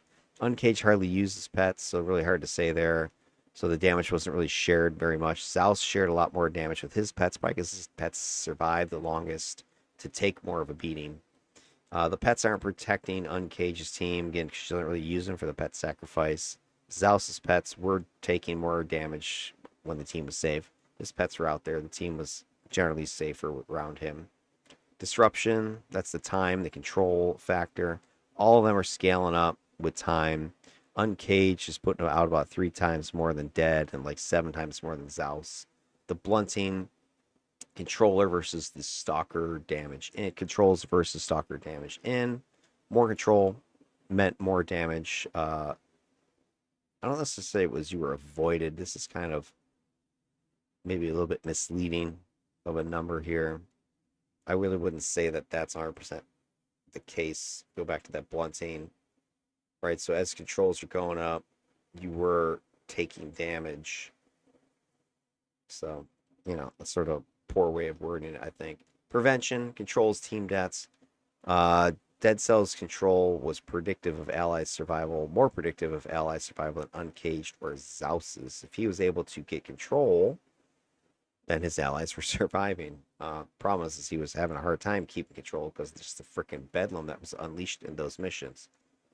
And then the interpretations of all this, if you take it one stalker at a time, XAOS, this defense layered precision guy, lowest hits per minute, lowest damage per hit. XAOS wins the defensive battle here by not getting hit at all.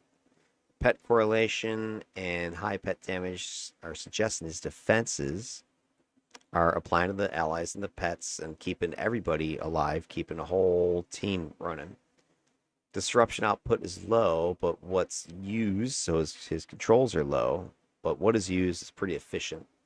And the team's deaths are not tracking with his damage intake that well. And then personal defeats, none. He was a solo survivability outlier compared to the other two. Pet synergy, damage avoidance through defense, not volume. Then we look at Dead Cell. He was what I'm calling overburdened tank support. Highest incoming damage and hits. He had to fill gaps that were left by a struggling brute, I believe again it was. Taking the aggro, he's shielding the teams, doing the best he could. Despite all that, his his disruption consistency, and he had excellent prevention correlation. His control was effective, right? It was working. It just wasn't enough in the circumstance. His blunting efficiency is poor, so as each control buys less safety. But he did hold off the team collapse longer than you'd expect given the circumstances. And his pets took some meaningful hits, but they didn't always prevent allies from getting defeated. And he was just overextended. His pets were overextended. He was turning into a frontliner rather than just being this supporter. And then lastly, we got Uncaged here, disruption-based damage soak. Her outputs were over 3 times the disruption of her peers, so lots of controls. And it was just unmatched. R square is 0.97. She did take a lot of hits per minute, but it was lower damage per minute, 23.6. So a lot of hit points, a lot of regen. She was fine. However, there was a link between her damage intake and both personal and allied deaths. So obviously, the more damage she took, the more somebody was going to die. So it suggests thin survivability margin. When her enemies are out of the reach of her control, the team is going to suffer. Right? She couldn't do anything about range stuff other than leap over there and get them too. And the pets really didn't factor in for her at all. Her damage, her risk were pretty much her own, 99% or so. Very little external buffer, so anything went south was because of whatever she was or wasn't doing. All right, that wraps up the defensive story, but there's more. There's a whole nother half to the story, and that is, of course, the offense. But before I get into that, I want to go back to our video. I'm going to go ahead and get to this 4th mission, because here's when things start getting tough. The first 3 missions were pretty much a cakewalk, as you saw. We're blowing through these things in like 10 minutes, 6 minutes, 8 minutes. We're just rolling through it. So I fire up this next tip mission, and it is a Rickety Cave base mission. And you got to blow up some artifacts, and then I think there's an ambush or something like that. So this one actually gets a little bit for real as we go. So let me go ahead and get this ready for you. There we are. And there we go. So we're jumping in the mission. Anime's logging in. We're eyeing it up. Looks like Blaster's prepping the battlefield with a flash.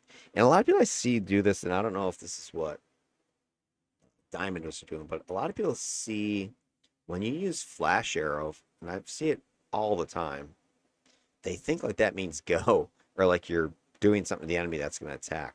Not all attacks, these debuffs, trigger aggro. So I've also seen this like nature. Like if you use like your buff patch and throw that down, a lot of people see it as, oh my god, you're attacking, and they run in there. I don't think we needed to, right? We flash to debuff that's a hit, perception. We still don't have anime. So Diamond, I don't know if he just saw this as an attack, but he dives in there right away. Instead of kind of wait for a second while the rest of us are getting ourselves together. Because right now I'm in the middle of clicking my barrier, right? Give us all a bunch of defense, and damage resistance, and I'm not sure I got him because he's way up there. All right, let's go ahead and fire this up. Okay, anime comes in. Everybody else diving in now. Boom, and they're hit with a crit Savage Leap. Now I'm seeing this other group over here. I'm keeping my eye on them. Because I don't, I'm seeing an aggro any second now if one of our pets or something goes over this way. There's another group. And at this point, we're just killing these guys. So this mission I don't see being any different. Those guys back there too, right? And you can hear me saying, like, I should just grab these guys too. Because I'm feeling it. I'm like, dude, we got this. I feel I need to test this build. So boom, I juice up. Pyronic. Get in there. Start attacking, except that there's kind of like two groups now. There's like the group I just dove into, and then the one past that. There's just a big spread out group. Now, the thing I don't understand here is Mindy, what are you doing? You cray cray? All right, I go in there. I'm like, I got this, no problem. And I also said Mindy's in there. I don't know if she's doing like a big old, was it flash? Yeah, okay. All right, so she's doing a PBOE hold. All right, makes sense then. Plus, she's got Drain Psyche. But I remember her getting wrecked a few times. Yeah. Psy Shockwave. Okay. Cyanide. All right, she got a lot of attacks up close. She's also getting punished, too. There, I didn't some move range again, stuff. What the hell? All right, so now Mindy's overextended herself. She's doing the hopscotch, right? We still have the group behind us. Right, we got the group I engage, and then this is still that same group, but there's stray ones up here. Right, so I already jumped in like that while the rest of my team's behind us. Then you got Mindy follows me in, and then she's like, I'm going even deeper. And then the problem I'm seeing now is there looks like there's yet another group back here. So there could be a third group deep. And if she gets way up there too far, or if I go up there to help, or somebody else goes up there to help, we have potential another aggro. Now we got just spread aggro throughout this entire tunnel. But hey, I like aggressive dominators, so I'm not going to complain. Unless it's my stats you're ruining. All right, so now she backs off. All right, so at this point, I'm like, all right, why is the team not with me? And I'm looking, and they're still back there battling away. I thought we had that cleared already, so I'm starting to second guess a little bit, going, all right, maybe I should have gone this deep. I start getting a few Skittles. Trying to clear some of these guys out. All right, team's coming now. There's like 4 bosses over here. There's more bosses back there. All right, summon my pets. Them out here. Need some more firepower. And now I see that NPC dialogue. So I'm thinking this is an ambush signal because we took out one of the crates. I think there were 5. We're down to 4. So I think there's an ambush at this point. And you can see I'm taking a decent chunk of damage now. I haven't really taken much this whole time. But now things are starting to get real. Our tank's up there picking them up the aggro. I'm still in the middle part. Kind of holding off the middle. Took me just freaking diving in there and grabbing some more aggro.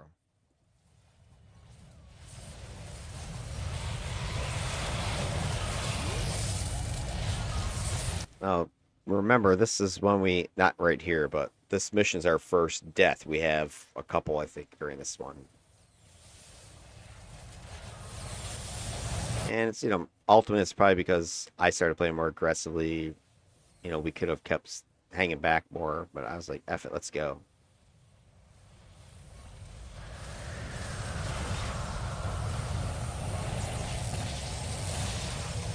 And now I'm like, let's go, more. Kill. Going in, guys. We're going sick. Just gonna hit him with everything. Alert thieves. I think that's another ambush or something. Patrol, maybe. I don't know. But look at all these targets. You can't just ignore this shit. And I want to see what my aura can do. Oh, Mindy's getting wrecked. See, Mindy, she comes in next to me. I don't know where the hell Mindy even is.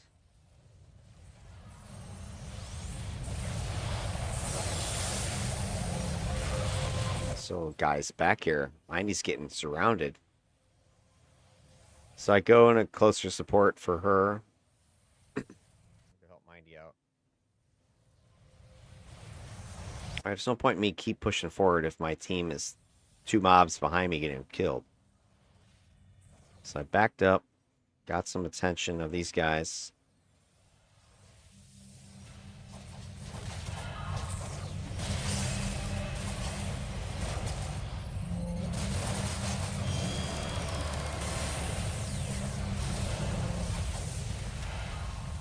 Let's kill all these guys. Okay, start clicking on some crap.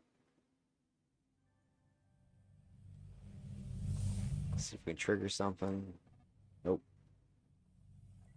That was funner. See how things get interesting when you start to challenge yourself instead of just cakewalking through everything. Water spout, savage leap, slash away, rending flurry.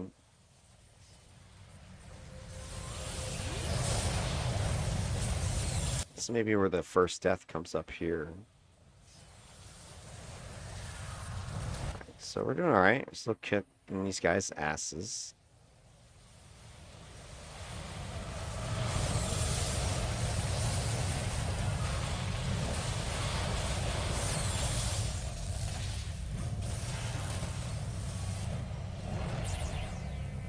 Buffage.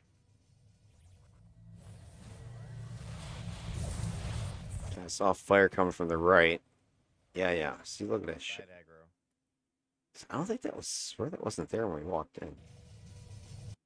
All right, I guess it was. All right, so this is a noob trap. A new one for me. All right, look at this. You see juicy targets ahead of you. You look over there. There's some guys back here, so you can see 2 visible groups, but it's always the one you don't see that gets you. That's the noob trap. There's a third one right over here. I didn't see it. So boom, we see this. My eye, these guys are deep enough. I could go in there, but Tank just went that way. So I'm gonna go follow him. And as we go up, we pull some aggro. And I think, maybe it's the pets. I don't know. But you can see actually Mindy's looking over there. Now I remember. Now I see what happens. I think this is where we have our first death. It starts with that noob trap. Oh, shit, side aggro.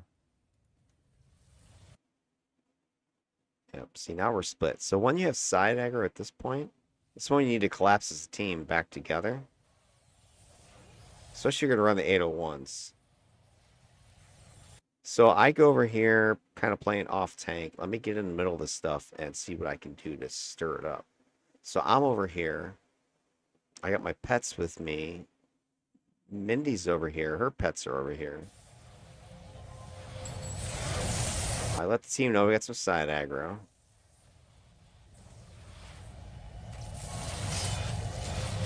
Some hits.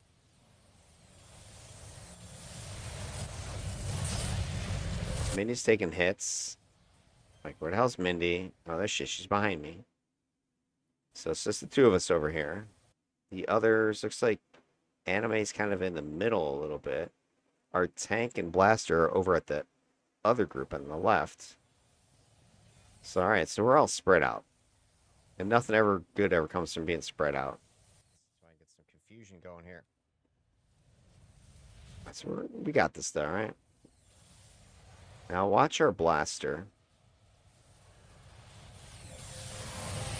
We're killing these guys. All right, we got this under control now. We got this. All right, I see Swift taking a little damage. Okay, no big deal. Oh, wait, Swift's starting to get a lot of damage. So I see Swift going down about half health. All right. And then I'm like, all right, looks like they're overwhelmed a little bit, right? Mindy and I got this locked down, right? Mindy's full. And we just punked most of the dudes over there that were on that side aggro. So I see, Swift has been hitting 50% health. They're all by themselves. You got your tank, but there's a bunch of dudes. There's dudes, right? It might not look pretty. So I'm a little concerned here. And I know Anime had gone into the middle, was killing some shit. So I'm like, all right, let me go over there real quick, kind of help clear this up with some Stalker support love, and wrap this up. So over here, all right, let me help you guys out. Now look at Mindy.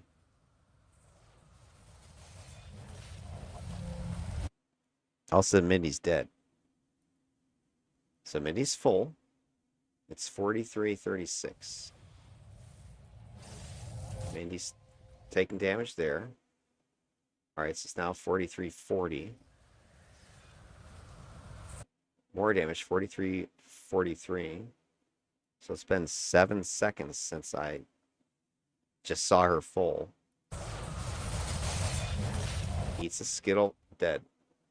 43-46, so 10 seconds. Is that like the standard for teammates dying? You guys still haven't been able to beat Endless Might, though, with their 7 seconds. 10 seconds, roughly? That's pretty close. All right, you're full, Mindy.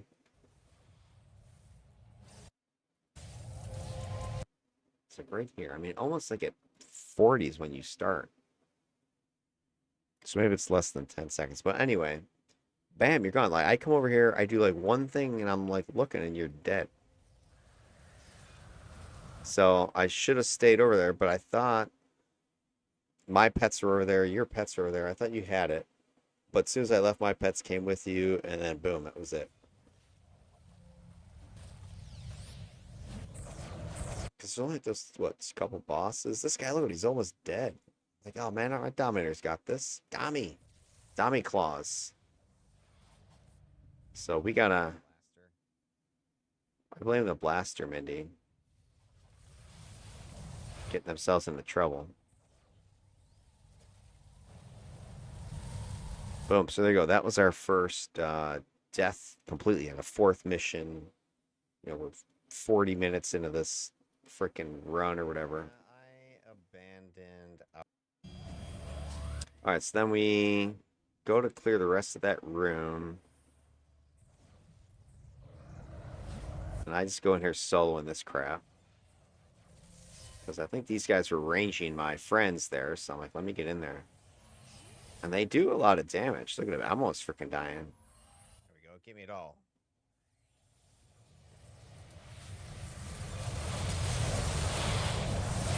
But you've got some good recovery tools. As far as it can go. So I didn't need to go over there by myself, but I was like, you know what? F it. Let me go see what I can do.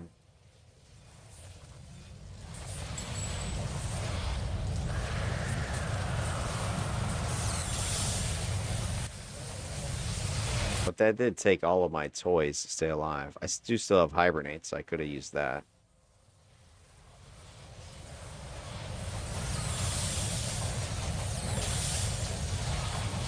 All right, now the team's brought all their firepower over here. Dead. And pretty much this mission does this the rest of the way. We go, there's a pocket or two of Richter. We go and frickin' mug it. Focus fire. Stuff drops. I really like this map. Actually, there's a ton of spawns you can get into with.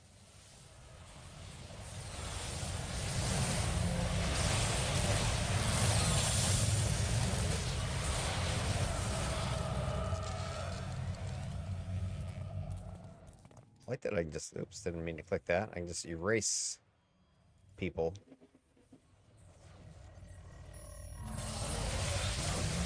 All right, tank pulls aggro from here, and it goes down the bridge.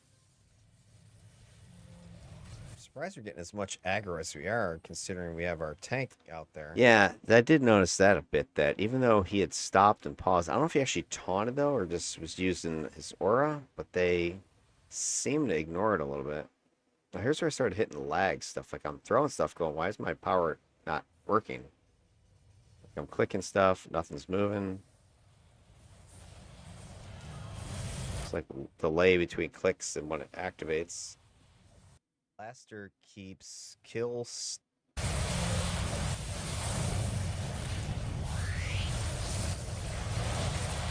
The fire arrow shit is just devastating. I have to check out tactical arrow at some point.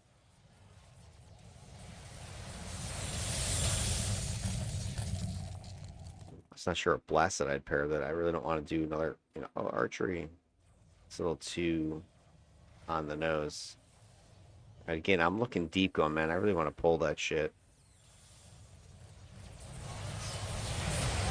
Man, Mindy, your defenses are not good.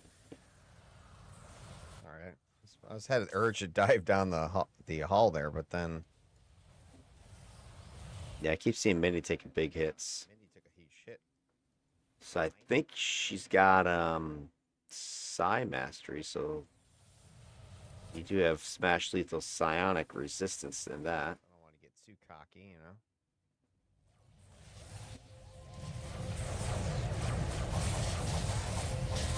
Savage Leap is just a beast.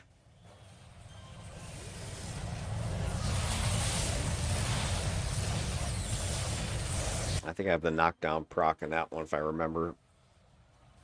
So I'm getting some good mitigation just diving in there. I don't feel like I'm doing a lot of damage to these guys. I don't know if it's just Yeah, like Ricky armor or something or what. I think these Rick have a lot of lethal damage resistance or something. Lethal? Alright, so we continue fighting. More guys, more guys. Let me just double check. I don't think I die in this one. Hold on. Nope, it's not the Mayhem. So all the rest of our deaths are on the Mayhem at this point. So rest of this is, again, kind of the same shit. So we're going to kill a bunch of Rick D. The only thing that gets spicy is... skip to the end part there.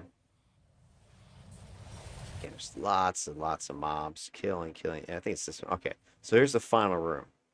Now here's where I just do something, again, shouldn't do it, but I did it because what the hell? I mean, we're pretty much kicking ass. We've had one death. Our team is just curb stomping fools.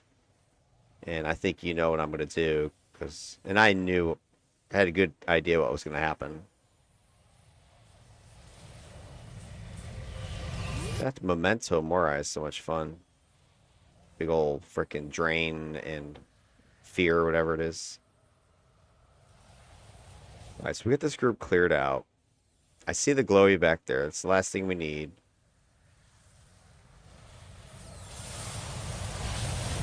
Kill these fools.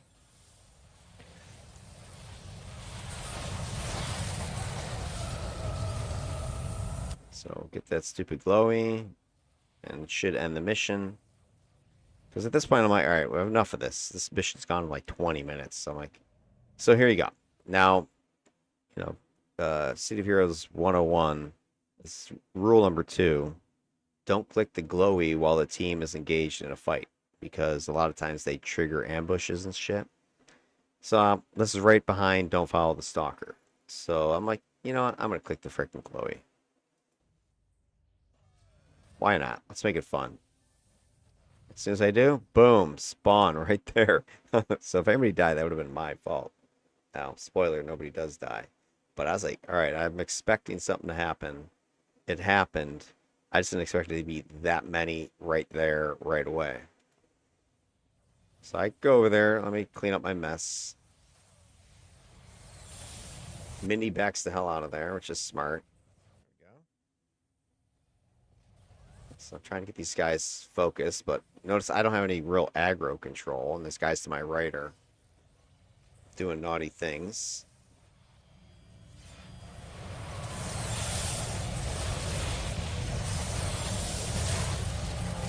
All right, our squishies are getting squashed.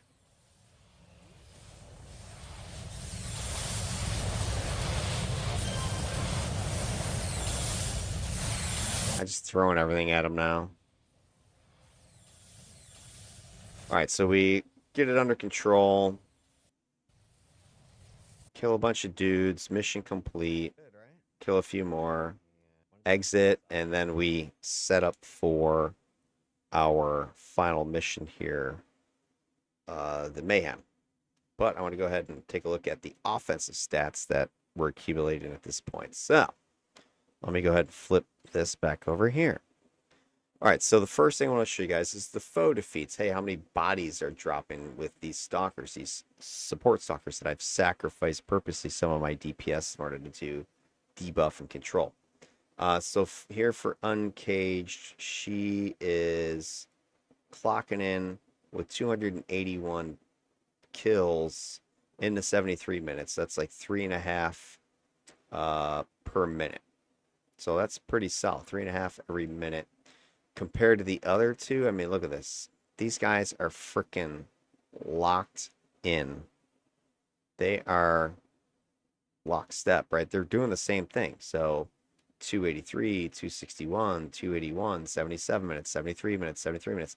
These stalkers and their teams are almost identical offensively speaking, right? The defensive stuff we just looked at is pretty variable, but I think you're to see moving forward here, a lot of the stuff is almost identical. I mean, look at the freaking correlations between time and foe defeats. It's the same thing, right? You can't tell the difference between one stalker and another. They're all doing the same damage output, regardless of, sets and bonuses and everything else that I'm putting together.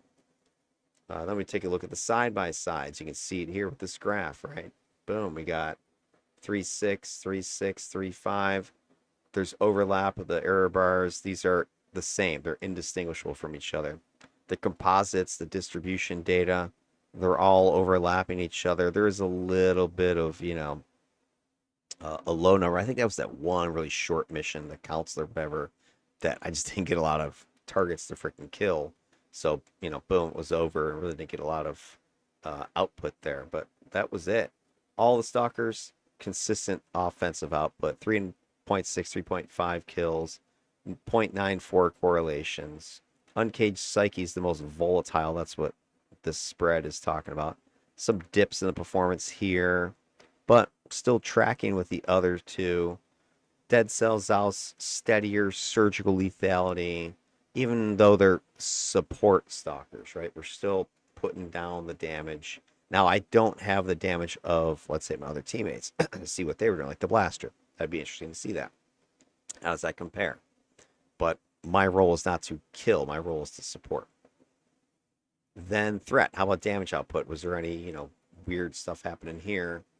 412,000, 336,000, and here with Uncaged 387,000. The per minute 5,045, 5,009, and Uncaged 5135. So she had, the highest output of damage. And you look at the correlation between as time of the mission goes. Does your damage input go up? It should, yes. I mean, she is a perfect 100% correlation with her data. She's putting, honestly, the exact amount she should, but there's no discrepancy, weird, in this in her data. It didn't matter what the foes were. Didn't matter how long the mission was. Didn't matter the maps. She was putting out the consistent amount of damage every single minute. Then we look at the side-by-sides of these, again, as you'd expect, and look how tight the error is on their almost negligible error. These are the same stalkers, again, offensively. So not only are they defeating the same number of foes, they're outputting the same amount of damage. Their composites super tight with Uncaged. XAOS has a one, big spiky damage outputs. That's a little bit misleading that he's a little bit higher. He must have had one huge mission where he just devastated people. But all three of them, virtually identical damage, despite different builds. Despite their different ways they're doing their jobs. Uncaged, tightest consistency, lowest variance, predictable, steady, engine of threat. She's got a lot of stuff coming out of her aura, some damage, not a ton, but there's some there. And just that she's in that position, that melee with the aura, doing her thing. She's very consistent in how she's attacking, right? She's doing the whole water spout, savage leap, pyronic, ///, kill, next group. So it's just lather, rinse, repeat. very methodical. I think is what you're seeing. Zal's highest variance, a little more spike potential. He does have more burst than the others, more opportunistic damage likely than the other ones, especially in long fights is when he had those big numbers. Then we take a look at that damage output versus just the defeats. Does your damage output match your defeats? Is it going towards the final kills on your targets? Again, check out this freaking correlation, these data. So, Zaus 1500 per defeat, Uncaged 1300 per defeat, 1170 per defeat. This is roughly how much damage you are dropping on a target before it falls dead. We have variable targets, variable missions, variable factions. So, it looks like, hey, Zaus, he's got the strongest total number, right? 1500 per defeat. His correlation is nearly perfect, but they're all nearly perfect. So it could have just been he needed to put more damage on target to kill it. I don't know. But he's just unbroken uptime. He's attacking, disciplined target, burst focus, right? He's just landing the finishing blows, but it's not destroying the other ones either. Uncaged, very close. Slightly lower damage per defeat, very reliable as well. Dead Cell, the lowest slope. He's maybe chipping down multiple targets or softening up a lot of guys that then his teammates are finishing. Because I remember I had I think Bad Moto was on this team, the fire blaster. I think she is.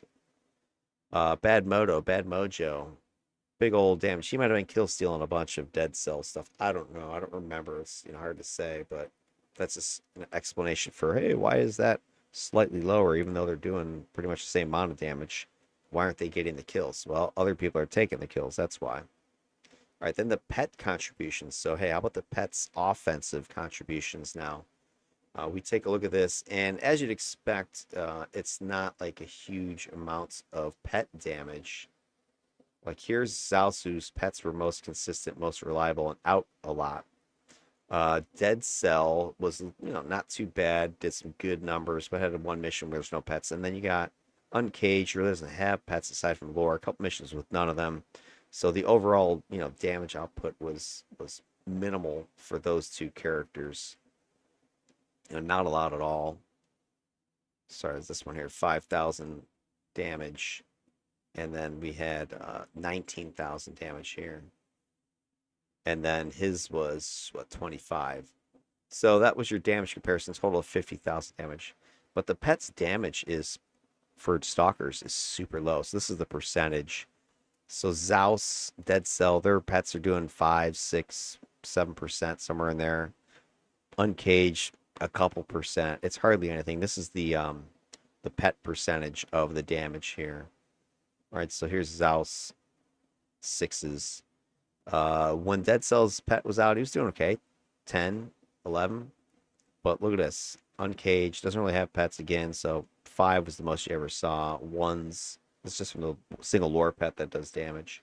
So the pets can do damage, they can contribute, but I don't know if 5, 10% damage contribution is worth it, especially when I see controllers and defenders. Controllers getting 40, 50%. Defenders getting 25, 30% out of theirs. So it's really not getting a lot of percent. Now, again, it's made percentage of a larger number, but spoiler, the stalkers aren't out damaging controllers, defenders by that much that it would explain, at least from what I can tell so far. And then we have a couple other correlations we'll look at here. Savagery, I'm calling this one. So this is, does the pet's damage correlate with how many foes are being defeated? And you see there is correlation with Zaus. Zaus's pets were doing the most, were out the most. There is more correlation there. He's got the steepest slope as well. They're landing 93 damage for every foe that gets dropped. Uncaged, contrast, less than 20 per foe. And then 70 is what Dead Cell was looking at here. So he has the most effective pets. It's very consistent. Aggression, that whole comparison between the pet's damage and the character's damage. How does that look? The correlations really aren't the big thing. If you look here, this is roughly the slope, right? 0.01. So it's like 1% of Uncaged Psyche's typical damage is with the pets. It's minimal aggressiveness. They're not really doing much. These guys, 6%, 7%. XAOS is, again, consistent. So as he's doing damage, his pets are doing damage. But I think that's really just a matter of he's a defensive build. His pets are surviving longer. They're more active. They're able to contribute more. So that's what I'm talking about here. XAOS's pets are more consistent. They're impactful, 7%, which is not crazy, but, they're there. So it's just synergizing with his own output and foe defeats. Just he's durable, he's steady, so are they. Dead Cell, Uncaged, they're far less reliable on the pets. Uncaged has almost no pet damage. Dead Cell has high variability. So some of his missions, the pets were doing stuff. Other missions, they weren't doing anything or they were dead. And that could have just been a matter of that team was just much more under pressure and his pets were dying, more likely. Quite likely, quite possible. All right, what else do we have to show with you for you guys? All right, so let's jump to the last mission. This is our mayhem, and then I got a couple more offensive stats I want to show you that are a little bit newer than what I've done in the past, and then we'll kind of wrap this all up with a big old conclusion. So here we go. We got the final mission, mayhem, and here's where we have a couple more bodies drop. I die my first time, and I forget who the other one is that is defeated here. But other than that, it's pretty much a smooth run of a mayhem mission. So go ahead. All right, so the point I always make, or the way I always do this Peregrine Isle, there is a badge right here if you want to go snag it. This time I don't. Usually I do, but a lot of times when I go to grab the badge, I don't know if Diamond would have done this, but usually my Eager Beaver tank or Brute, they're going in and they start engaging. I don't engage in this direction because first of all, you got the PPD here, exploding cars. You can take some decent damage. It takes you a few minutes to clear them, and then if you keep going this way, you trigger a longbow ambush, and then you got them to deal with. Maybe some more PPD are still here. It gets messy just because you want to grab a badge. If people know what I'm doing, I just usually go up there, grab it, and then leave. What I always do is I head to the right, and there's a couple options. You go over this wall. Don't go over right there because there's PPD hiding. But go over here. There are crates and things that you can go and jump and go blow up. If you go over here, crates, boxes and stuff. Or head this way, and there's a whole parking lot full of cars. So the cars, the crates, the boxes, the barrels, that's all going to get you time by blowing a few of them up. It doesn't take that much effort to, like a minute's worth of effort can net you like 5 minutes of spare time. Because remember, you're on the clock at this point. You've got 15 minutes to get this thing done. So I try to build some time here, get myself up to like 20. Then once I do that, there's a alley right over here. Alley on the other side of this building here that has one of the key locations. Now, you don't technically need to go get that key, but I like to go over there and pretend I need to do that and kill that group of Knives of Artemis.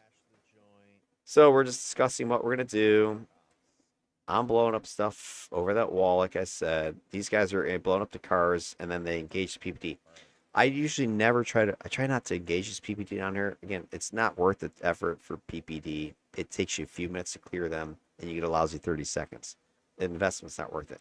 But you can get some time if you get close to blowing up some of their SWAT vans and stuff. So, we got a minute for the vans, but now we're fighting PPD, which is now going to take a minute. All right, so now we do that. You get 30 seconds. We go around here, and here's the alley where the Knives of Artemis are hiding. And these are the ones that have the key for the jail. The jailbreak mission. Again, you don't need to do them because the jail itself is already full. Now, I wish the way they had set this up was the jail is actually locked and you couldn't open the door until you got this key. But the jail's actually open. You can go in there, get the bonus time without actually killing these chicks. But I'm a completionist, so I'm going to go over here, defeat them, and then go around the corner and come back around to the other side of this building and go and do the jail mission. And again, at this point, I should have 18 minutes or something like that because I've blown up a bunch of stuff. But we did pause for the cops. And some letting them know, let's go this way. I think I got spotted.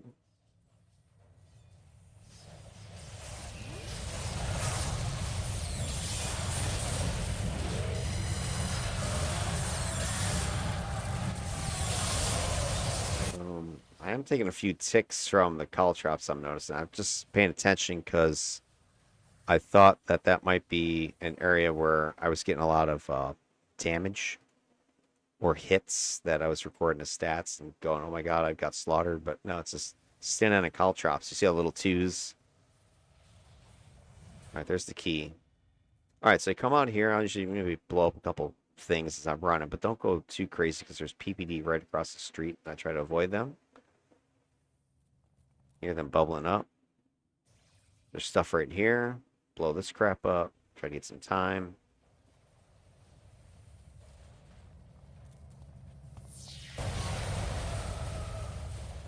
All right, here we go. Side missions are the best part of this whole thing. If you just go and run and you hit the bank, it's so boring. You're missing out on the best stuff. We'll go across the street to arson.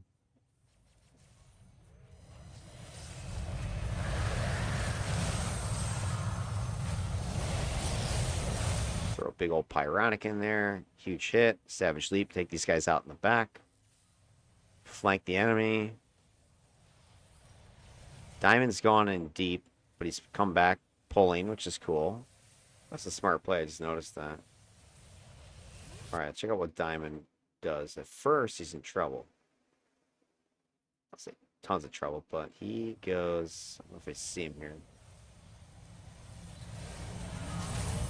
Yeah, he's to my back's to him. All right, so you can see the guys that are activated though. So what he's done is you see him taking damage, but he's gone down this hall.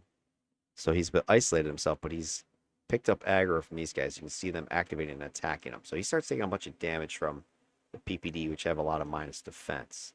But watch what he does. Taking damage, taking damage. Boom, he comes out. Right? He's not going to play the big old macho dude and get himself killed in there. And he's coming back and bringing the aggro with him, which is fine because we've got this area freaking lit up, it looks like. So they're coming. And now we create a kill box in this tight little doorway right here. So I like this, right? Bring them in here. Don't go in there, get yourself killed in a little narrow hallway because we can't fire in here too well. It's going to get all clogged up. Barrier up. He's backed out. He's got the plug position on the door. Now we're just going to start throwing shit in here. And I'm like, fuck it, Savage Leap, I think I go in here. Yeah. Got me get in there. There's a bunch of guys back there. The illusion pets are in here. These guys are all stunned, feared. This whole hallway's on fire. I am seeing a lot of confusion kicking off and some fear. So I don't know how much that's just my aura or if our Dami's throwing some of that crap in here too. A lot of the fear, I think, was just the spectral terror.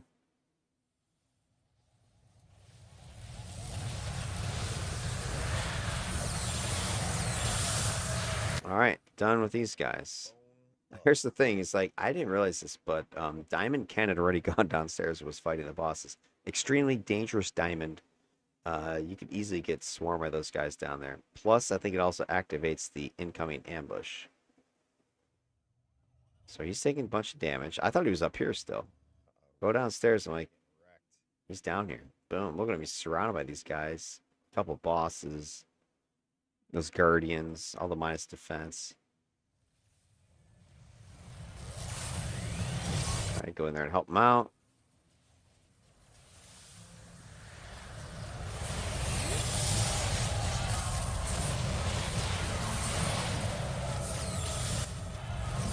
There's my knockback. Just bumped that guy flying. Yeah, here comes. You can tell we're taking incoming from the ambush. Here it is.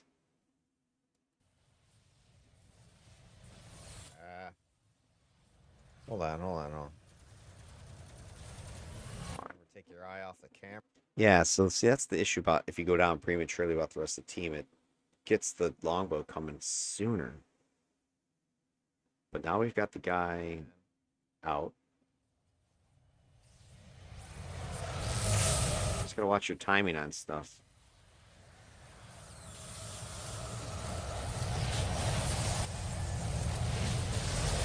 The big thing is, I think in this game, just stay together.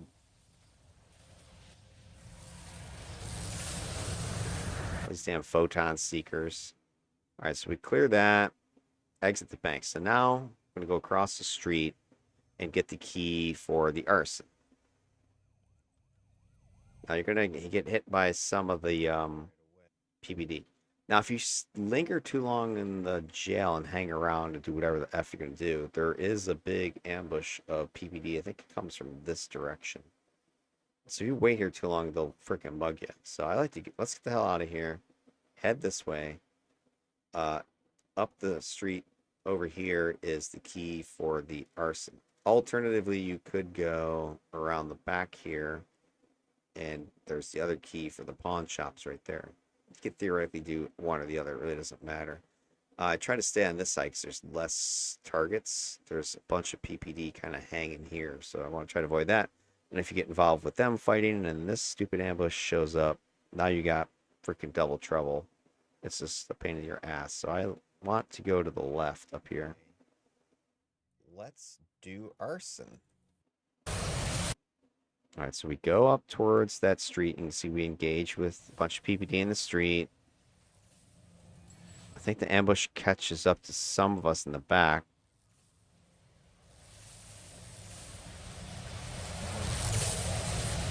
And the problem with this mayhem and why a lot of people die is you can kind of see what's happening right here. You got your one stalker, support stalker, right? You got your beefy tank, and then you got your other melee, your other stalker. So it's effectively your three beefs, right?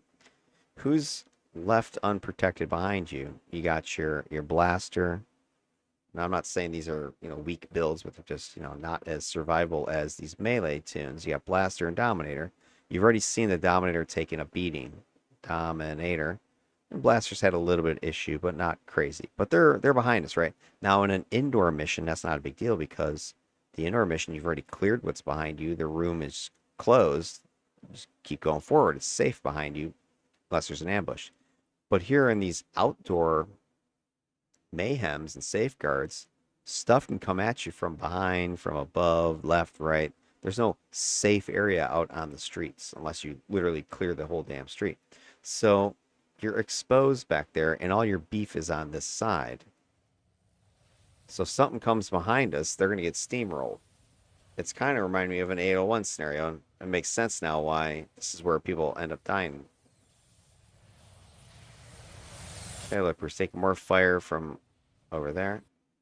Okay, now here's the other thing that a lot of times I miss. If you go this way, this is the alley, and then you head this way. There is the knives with the other key over here. This is the pawn shop key, but there is also PPD in this alley. So that's another potential risk. You know, let's go over there, aggro that shit. You got stuff chasing you. But there are little nooks and crannies you can go to get stuff quicker. The other reason you see me going in these directions is it also avoids longbow ambush triggers, which I think if you went to the far right coming out of the jail there, that would trigger a longbow ambush as well. So just knowing where some of these ambush points is helps. But coming up this road here, there's no ambush. Is that the Yeah, here comes some of the ambushers, I think. ambush? I think so. Right, so we're gonna finally clear that. And we go and kill. Back it up a little bit. They're there. So we go around the corner from the road, and then here's the other knives for the arson key. Just gotta rewatch it because you got PPD to your left, you got PPD behind you. So dive in there. Again, I'm taking a bunch of caltrop hits. I'm looking over my shoulder to make sure there's nothing coming. Like, I might as well blow up a mailbox because we're about to kill these chicks anyway. And I don't feel like standing in caltrops for that long. Yeah, I think a lot of my hits are right here, just standing on call drops. We get it? All right, get the key. As soon as you go in here, it triggers an ambush to come. So you all want to go as a unit. You don't want to go in here one person because then the guys hanging out behind you on the street, they get mugged. Got it. Door. So okay, guys, Dora, let's go. And look, somebody has triggered, I think, a longbow ambush. I don't know if it was the one for this. It might have been already coming, but it could be the one for this arson. All right, let's do this. Be two of them. I don't know. So we gotta guard the door. Now I don't know what's been happening lately. I keep being the one warding the door, and as a stalker, I don't have a lot of AOE, so I don't want to be watching the door. We need somebody with a lot of control, a lot of AOE stuff like that to destroy these doors.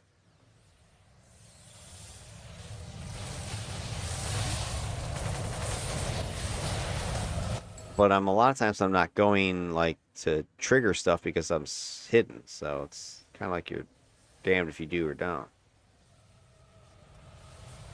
Boom, there's our bonus time.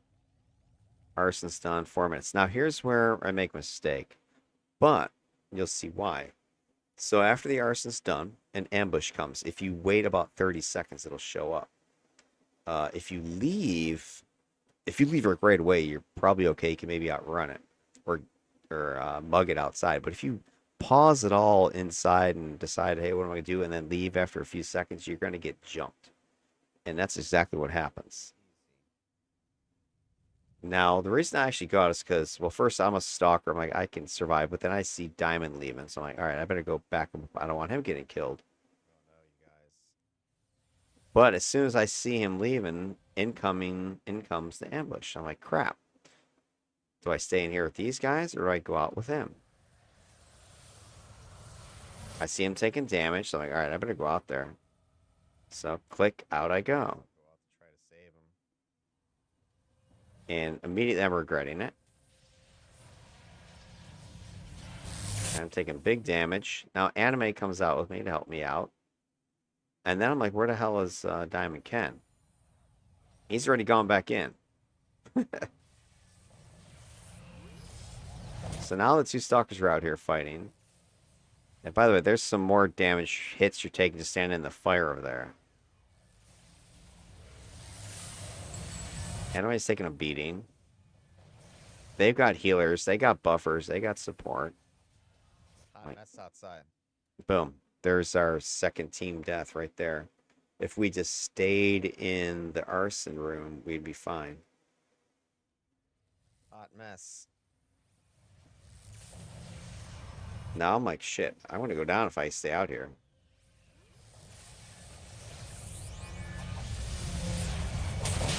I'm taking a heavy beating. Anime, I don't know if that could have saved me, possibly. I also hit hibernate. I'm like, I gotta freaking hibernate. Let me see what happened. Taking hits. Get tattooed. I'm like, all right. Yeah, all right. I think I would have been fine because I hibernated right after she rezzed.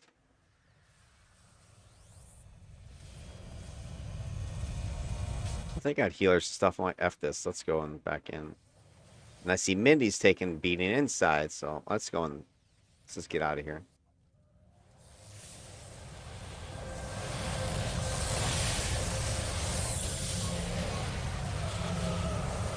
All right. Collapse on the door. Yeah, I should have waited in the door. Yep. Should have waited. All right. So we ultimately clear this mess. And now I want to go across the street to the pawn shop key location. Still got some stray PPD. I think this is from the jail ambush.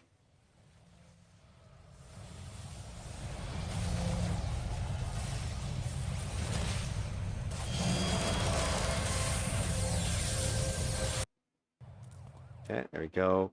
And I don't know where all these chicks went. Did somebody already go over here? Did the PPD aggro them? But there's hardly any of them here. I don't remember if any of us went over there. I don't think so. If any of you guys were playing this and remember going over there and killing them, let me know. But I think they might have gotten in a fight with the PPD. Sometimes it happens. The NPCs will fight each other. All right, so now we got that. Got the pawn shop key. It's right through this alley. Yeah, looks like they were already fighting. Now here's the mistake that I think I need to not make. So when you're going to the pawn shop, there is a bunch of dudes PPD out front. Now, mostly what I've been doing lately is just ignoring them and going inside. But I think a smarter play might be pause for a little bit, 30 seconds, and just kind of clear out whatever's here. Because what I often see happening is the pawn shop, you're in here for a little while, right? A bunch of guys coming in, ambushes and stuff. And then when you're done, like, oh, that was fun. We just beat the hell out of 50 ambushes. You leave, and all of a sudden, these guys are all freaking jumping your ass as soon as you come out the door. Depends on, you know, the team. But anyway, it's just something I've noticed a lot of potential death is happening right here. Look at all these guys, see? Now, usually I just like, just go in because F it, let's go. But I think we should take it out first. Spend a minute doing that and make it safer than when you exit. ATT these guys. But I'm like, hey, I'll go in there first and just ATT because I don't want to have a street fight. Because the other thing that'll happen is that 4 people go in, 1 person stays out. That person stays out, gets killed out there. Because they're like, hey, where's the team? So I'm just going to ATT everybody in here. And look at this. I get stuck at the door again. Everybody else goes to trigger. They trick the alarms, or they trip like all of them. And I just get effing molested here. There's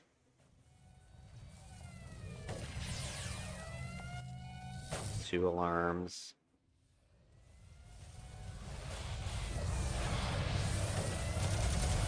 Guys are coming. I don't really have much AoE, remember. 3 alarms. Each alarm brings a big ambush. I'm like, hey, who wants to hold the door?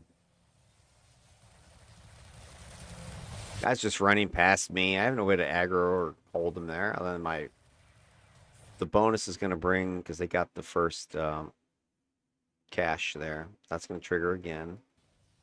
I'll take it massive damage. I'm like, where's the rest of the team, guys? Another alarm, 4 alarms, and we got the cash. It's like 5 triggers right at this point. And I think the cash brings more than 1 aggro or 1 ambush. Uh-oh. Okay, I'm using all my shit. Like, all right, I got to do something because this is getting bad. Hibernate. Dude, I'm getting tapping out. Yeah, look at all these guys.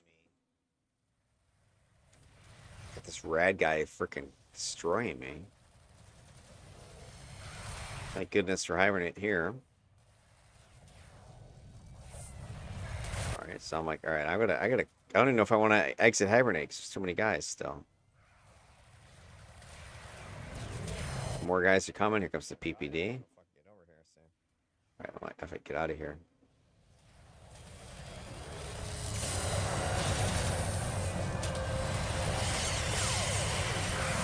More guys are coming. I gotta back off. That rad shit on me. Fuck it, retreat. Yep, it's game over, man. Game over. Another alarm's triggered. Massive ink. The incoming is huge. Now, if I had my trapper, I'd be freaking standing there. Give me a dummy, I would hold that door. Earthquake? Like earth control? Shh, that door is mine.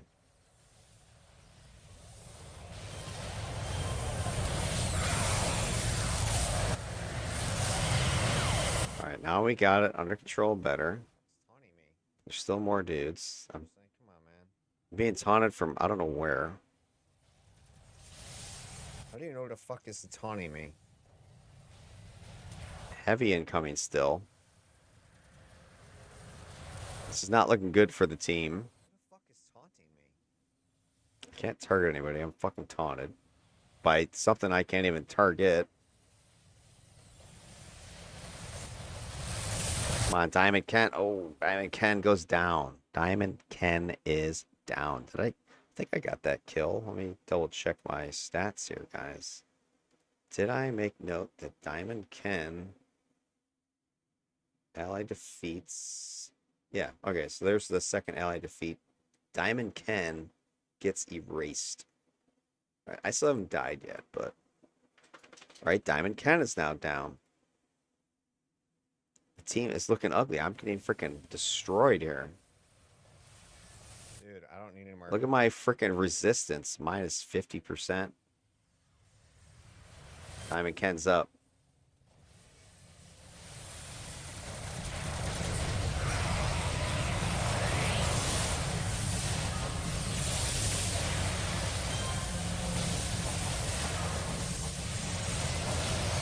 It's a bloodbath.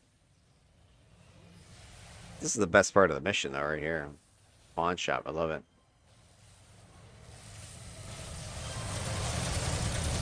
Every time I do one of these mayhems, I'm like, trigger them all. Shit, get quiet, guys. Get quiet. Did you guys even steal the loot? It's been so hectic. I don't even know if they got the stuff. I hear it. So I know they didn't even get the back loot yet.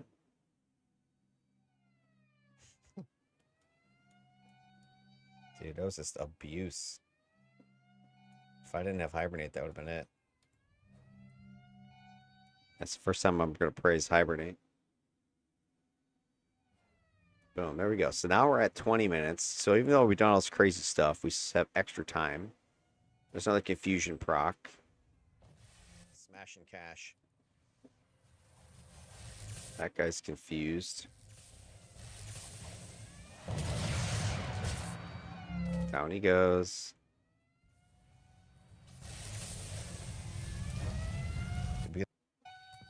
Alright, so I think at this point I'm like, let's just go to the frickin' bank. Now remember, we're leaving, and I think the street's gonna be hot. By the way, don't leave the Stalker at the door. Exactly.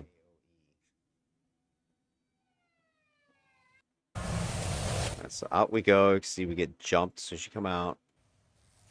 That's why I think it's probably better just to take these guys out before.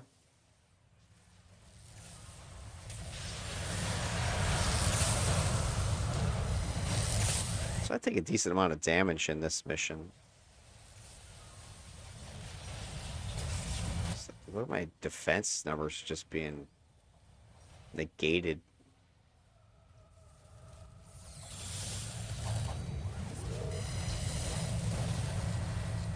I got 18 minutes.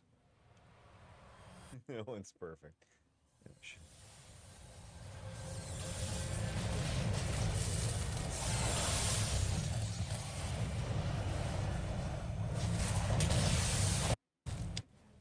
Alright, so clear some more crap. And then...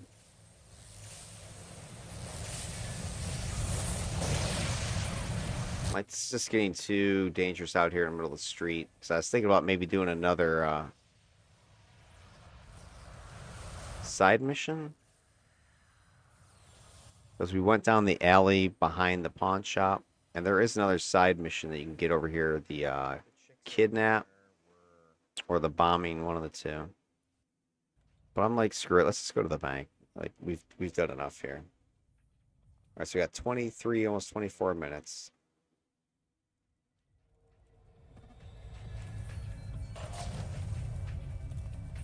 And I'm thinking, let's get ours. Oh yeah, here's where my defeat comes. So I'm thinking at this point we got enough time. Hopefully we get an AV hero, something like that. We got over 20 minutes. If we clear this fast enough, we can always leave or always do another side mission. But anyway, bank mission, longbow, kill them, go down to the bank vault, kill them, bust open the vault, steal the cash. Hero arrives, you take him out, win. Alright, so Diamond's in there getting worked. So I go in there to help him out. And look at this shit. Alright, I've got 3 sonic grenades stacked on me right now. According to my buff tray over here. So each one of these, I don't know what minus damage resistance they do, but it's a decent chunk, 30% maybe, I don't know. So already I've got probably all of my damage resistance is gone. I'm in here fighting. Oh shit. And then boom, that's it. So let's watch this.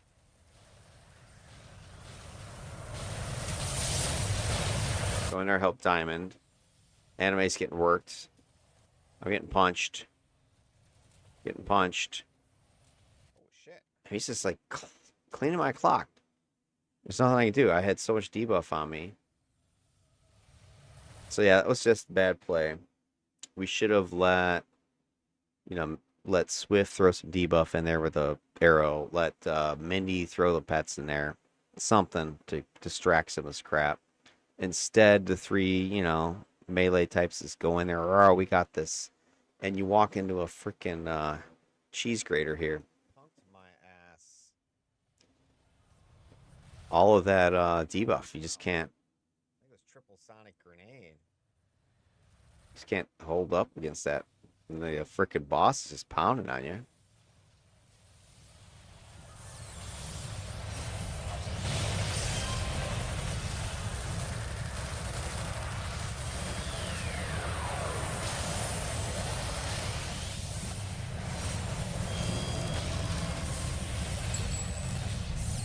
That was nuts. Just got punched in the face like 6 times.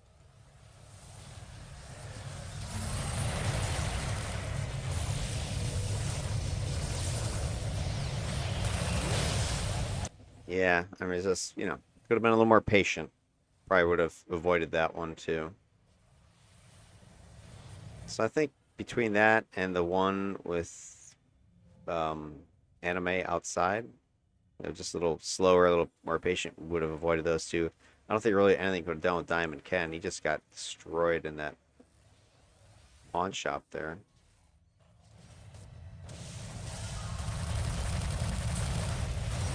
But that's, when you get overconfident. Hey, I haven't been killed all mission. Let's keep going. Push, push, push. Go, go, go.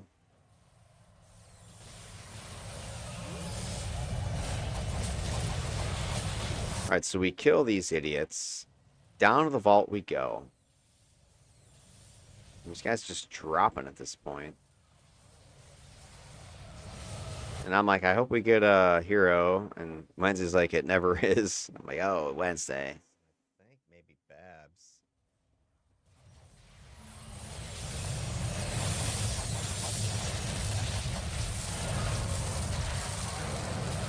All right, vault doors down. Then you go steal the loot. And then I like to just camp the elevator here. Wait till they come through the elevator and just destroy them. So down comes the longbow. Jumping them as they come out. This is pretty much what they do to you when you leave that arson building. Here comes Hollow Man, loser. Look how fast he goes down.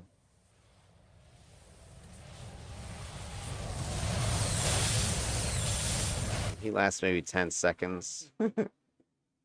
Call him Swallow Man. He's dead.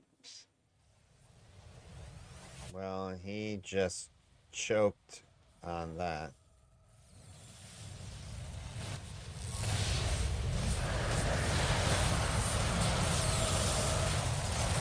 This guy's just walking into it.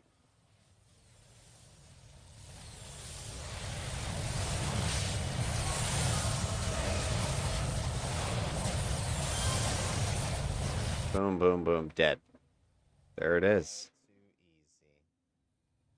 So, pretty clean run. A little bit of impatience there. But other than that, I mean, it's a piece of cake. All right. So let's wrap up this talk. We're going to go to last couple stats that I want to show you all. And that's efficiency. This is that ratio between your outgoing and incoming damage. So let me go and show you what's going on here with Uncaged and company. So her numbers at the bottom here, she's averaging about 9.1 times damage. So what this is saying is that she is putting out 9 times more damage than she is taking in. So her efficiency. The others, you got Dead Cell is 6 or 7. So these again very close, these two. But check out XAOS. freaking 23. But he had this one aberrant mission. I need to double check the stats in that one because that just seems way off. His mayhem mission, huge amounts of damage he put out. Barely took, really that much in. And then 41.6 to 1 ratio of on that one. So his average is a 23. Stalkers as a whole are averaging about 12 out for every one in, which isn't, I mean, that's pretty darn close to my other archetypes I've tested. It's not like you would expect, oh my God, Stalker's going to lay out the damage compared to controllers and defenders. I think the controllers are actually a little bit ahead at this point because they have a bunch of pet damage they're getting, and the defenders are like, I don't know, like 9 or something. But anyway, looking at the correlations here, XAOS is not correlated. I think it's that one aberrant freak mission that his mayhem there. But these two again, Dead Cell, Uncaged, almost, lockstep. The amount of output, input, they're going in this ratio of, that's what the slope is showing you. So her slope, that's a 9 slope, right? His slope, that's a 7 slope. That's what you see. So the steeper the slope, the more efficient you are. This is an easy, very visual way to just put in whatever character or archetype you're looking at and see. So if you, plug in, let's say, a defender, they're along this line here. Oh, that's, you can see real quick and easy where they fit or a particular build fits in. So the numbers are real nice to look at with this particular metric or this graph. And you got efficiency. We're looking at comparing across the line. Again, you can see it really plain as day that XAOS's numbers are off the charts compared to the other two. These guys have overlapped, so they're effectively the same. So offensively speaking, I mean, he's the same. The big difference is for XAOS, it's not so much that his damage output was crazy off the charts. It's his defensive incoming was really solid compared to these two. He's built not to be hit as much.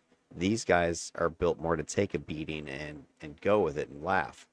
So I think that's why you're seeing this number. Not so much he's this crazy damager. He's just really good at defense. Efficiency, we're seeing again XAOS's numbers distributed much higher for the most part. He does have some outlying data that brings him way up here.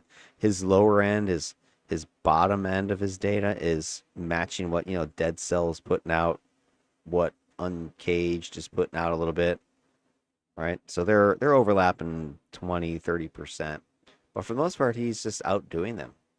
So XAOS, extreme efficiency, that 24 to 1, big old peak of 40 to 1, lots of defense. He's got the pets out there because they're contributing damage, remember. And just the way, probably again, I'd have to go back and look at his video. Could just be the way he was positioning, line of sight breaking, that sort of thing. The maps might have been just beneficial. He might have had a tank keeping stuff off of him, that sort of thing. And Dead Cell, he was less survivable, but more just impact. He's going more damage, taking more damage. He was tanking. That was his problem. 6.6 to 1, highest input taken. And again, I think we go back to his missions, and it just was he had to cover for the lack of aggro management. All right, then our last category of stuff I want to look at is this debilitation. This is the controls, but offensively speaking, it's where I had disruption was the controls defensive.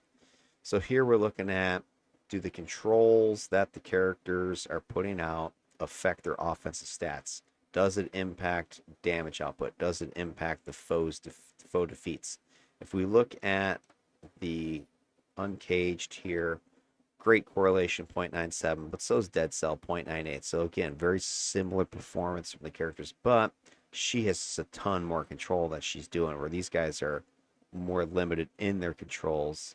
XAOS is, pretty good as far as correlation, but not what these guys are doing. So in other words, as controls are going up, the damage output is going up is what you're seeing, and that's strongly correlated with Uncaged, strongly correlated with Dead Cell. I think if Dead Cell had more time to focus on controlling and not so much surviving and tanking and that kind of stuff, I think his numbers would have been, his dots would have been, data points would have been out here more. So I think he would have been more effective at that job. XAOS is just not really built this controller. Then you got the yield. Do those controls lead to foe defeats? We have very strong correlation for dead and uncaged, and pretty strong correlation for XAOS as well. And that's because their controls are damaged. So when they're doing control, it's not some non-damaging control. There's controls built into their damaging attacks, like knockdowns and things. So Uncaged Psyche, she shows the strongest synergy between her controls and offense, with her controls directly fueling both her damage and her kills. Dead Cell also has solid offensive returns, especially when he's able to stay aggressive and keep fighting and not have to be dying or saving somebody else or whatever else. Zaus, he's relying less on the control, and his damage is more just from his, positioning, his pets contributing, his burst from, shield charge, that kind of stuff. That's where you're seeing his advantages coming from. All right, so offensive insights, closing this out, going through this stuff. Zaus's offense, lethality wise, 3-6, 3-6, 3-6. These guys are almost identical with lethality. The was at the deaths per minute. Composites very tight, not much difference. Same thing with the threat. So this is just your raw offense, your damage, your kills. They're almost the same damn thing. Sorry, this is kills. This is damage out. Identical. The coup de grace is going towards Zaus. Why is he getting more kills even though he's doing roughly the same amount of damage per minute? Don't know. Right? You have to look at maybe just more firepower with these two teams. I don't know. I wasn't noticing, oh my gosh, our blaster was getting all the kills here. It's hard to say. Maybe. I was in the front, so I wasn't looking. Pet damage. These guys are pretty close to each other. Uncaged might as well not even have pets. The big difference, I think, between Zaus's pets and Dead Cell is just that his Widow was much more survivable than Dead Cell's Mew was. And I think it was just because Zaus was able to stay alive and well covered, where Dead Cell was in the middle of the fight, taking a lot more damage. The damage efficiency, this is huge right here. I mean, this is probably the big difference across the board. But I think it's more of a matter of the defenses than anything else. He's not taking as much damage. He's doing as much damage, so the ratio is a lot more skewed. And then control-wise, I mean, you can see the controls are working for these two. It's just that I don't think Dead Cell is able to leverage as many controls as Uncaged was, given what happened in his missions. So that's why his overall stats weren't as good. I think if he could have a rerun with a different team, I think we'd see different results. Duh. Offensive interpretation. Zaus, this tactical finisher, steady support fire, this highest damage efficiency. He's converting every point of survivability into offense. So while he's taking the hits, he's unloading on people. He's capitalizing on his opportunities of survival. The coup de grace, he's landing more finishing blows, maybe better target focus, staying on target better. I don't know. He's got more just bang on somebody, where these guys are more just spread out damage. Pet damage is pretty consistent. Stable second vector. His Widow is out there in the fight for longer. His control to damage correlation is lower. He doesn't rely on a bunch of controls. The volume. His damage is from the controls being applied surgically or very precisely, not just spread out all over the place. These guys definitely have spread control, where his control mostly was, shield charging and knocking stuff flying and just freaking going to town. Heads of fear, that kind of stuff. But mostly it was just that. These guys are spreading it through auras and, relying upon a lot more gimmicky kind of control. And so he's a lot more burst prone, it seems. Not spam and stuff. Wide variance, high peaks, efficient use of opportunities rather than overwhelming. Dead Cell. Maintains competitive threat despite taking a whole bunch of damage and being under pressure. So he was putting out stuff just like these guys, where he's putting out 5,000 just like Zaus was, but he just wasn't getting the results. Maybe he was just not in the correct positions to get, because he had to be more steady and stay in one location. I don't know. Lowest damage efficiency, so he's trading defense for his uptime.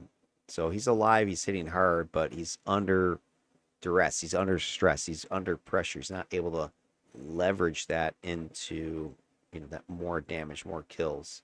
A lot of synergy between his controls and the offense. His crowd control and his offense, they're related to each other. Just needed more of it, more reliable. Pet damage, not too shabby, 6%. It's about what you're getting here. It's just I don't think the pets were in the fight as much. If he was in the fight more, they were in the fight more, they would have got more percent, more total numbers. That would have boosted his damage, would have brought him closer towards what XAOS was doing. And then his coup de grace was the lowest, so he wasn't able to get the finishing kills and stuff. And he was in a team with other people that had better DPS probably. I think, had to stay in position more than being able to circulate and move around because he's trying to tank and draw stuff to him. And then Uncaged Psyche, just debilitation, fueled juggernaut, solo impact. She's leading in the raw threat, so that damage per minute. Tightest scaling, so she's putting steady damage, unmatched consistency with the others. Top control synergy, lots of control. It's amplifying the damage, amplifying her kills. She has the lowest pet involvement. She just doesn't rely upon them. Maybe she could get some pets in there somehow. I didn't take the Leviathan pet. I just didn't know that it'd be worth it.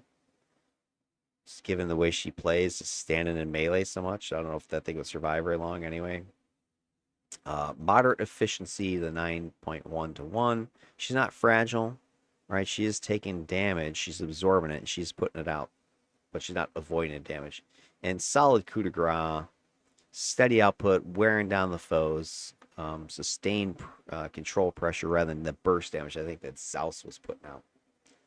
So hey, I took all this data, right? Took all this information, was working with Excel, obviously, working with Kathy, ChatGPT. But at the end of this, I put all this information after working with her, and I asked her the question. So hey, based upon everything you've seen here, like, what's your take? Who is the winner here? What would you, who would you want to team with? That sort of thing. So here's what Kathy's ranking is when you boil it all down. Here's what she said. She gave the gold medal first place to XAOS as the reliable shield. He had no personal defeats, and the lowest allied death correlation makes him the safest support presence. His defense layers are protecting the allies and the pets, and his low hit count shows active mitigation, not just endurance. His control volume was low, but it was targeted and effective, and his pets were contributing significantly. And offensively, he was bringing clean finishes and high efficiency, meaning he supports the team without pulling aggro or draining resources. So he's best, she thinks, for teams that need a durable stabilizer. He's not going to go down and offers quiet, effective pressure. Second place, silver medal, Uncaged Psyche, the control storm. Massive disruption output and top tier control synergy. I think if you can kind of leverage this more with other teammates taking advantage of the controls, let's say another controller who's able to get containment, I think, off of this, that could be nice. But it allows her to suppress enemies team-wide. A high, steady damage output. She's not just controlling, but she's also pressuring the enemy. She's self-contained. She's not relying upon pets. She's taking a beating, but she's able to absorb it, heal it, regenerate it, and keep moving.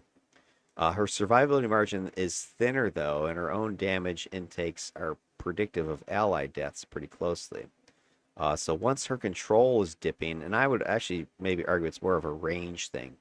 So her control is not dipping, it's just not applicable to somebody at range. So that's where I think if she's taking a lot of ranged fire, her allies going to take a lot of ranged fire, she's going to go down. She can take more damage, her allies going to go down. So you're going to see her best on teams, according to Kathy, that thrive on tempo, burst, or AoE fights and can back her up when things go sideways. Yeah, I think that's true. So if she's able to get in there and mix it up, and then her team backs her up, boom, it's beautiful. And then lastly, with Dead Cell, the overextended bruiser. He absorbed the most damage and hits, yet still delivered that steady damage. So even though he was taking a beating compared to the others, he was still putting out the damage. And he has a really high disruption as well. Not as good as Uncaged, but pretty good. So he's doing all that, even though he was cleaning up for the failed aggro. His high Overwatch correlation doesn't mean he's a problem. It just means that he's the last line of defense. And when he buckled, the team would follow. So when he went down, actually I remember this. When he died, boom, somebody else usually went with him. And his control the damage synergy is elite level, meaning he still executes his role cleanly, even though he's under pressure the whole time. So he's still throwing out his controls. And the low coup de grace, it might just reflect he was the softener, right? He's softening up the enemies, getting the allies lined up for the big kill shots because he's too busy doing his controlling and holding down the freaking horde for anything else.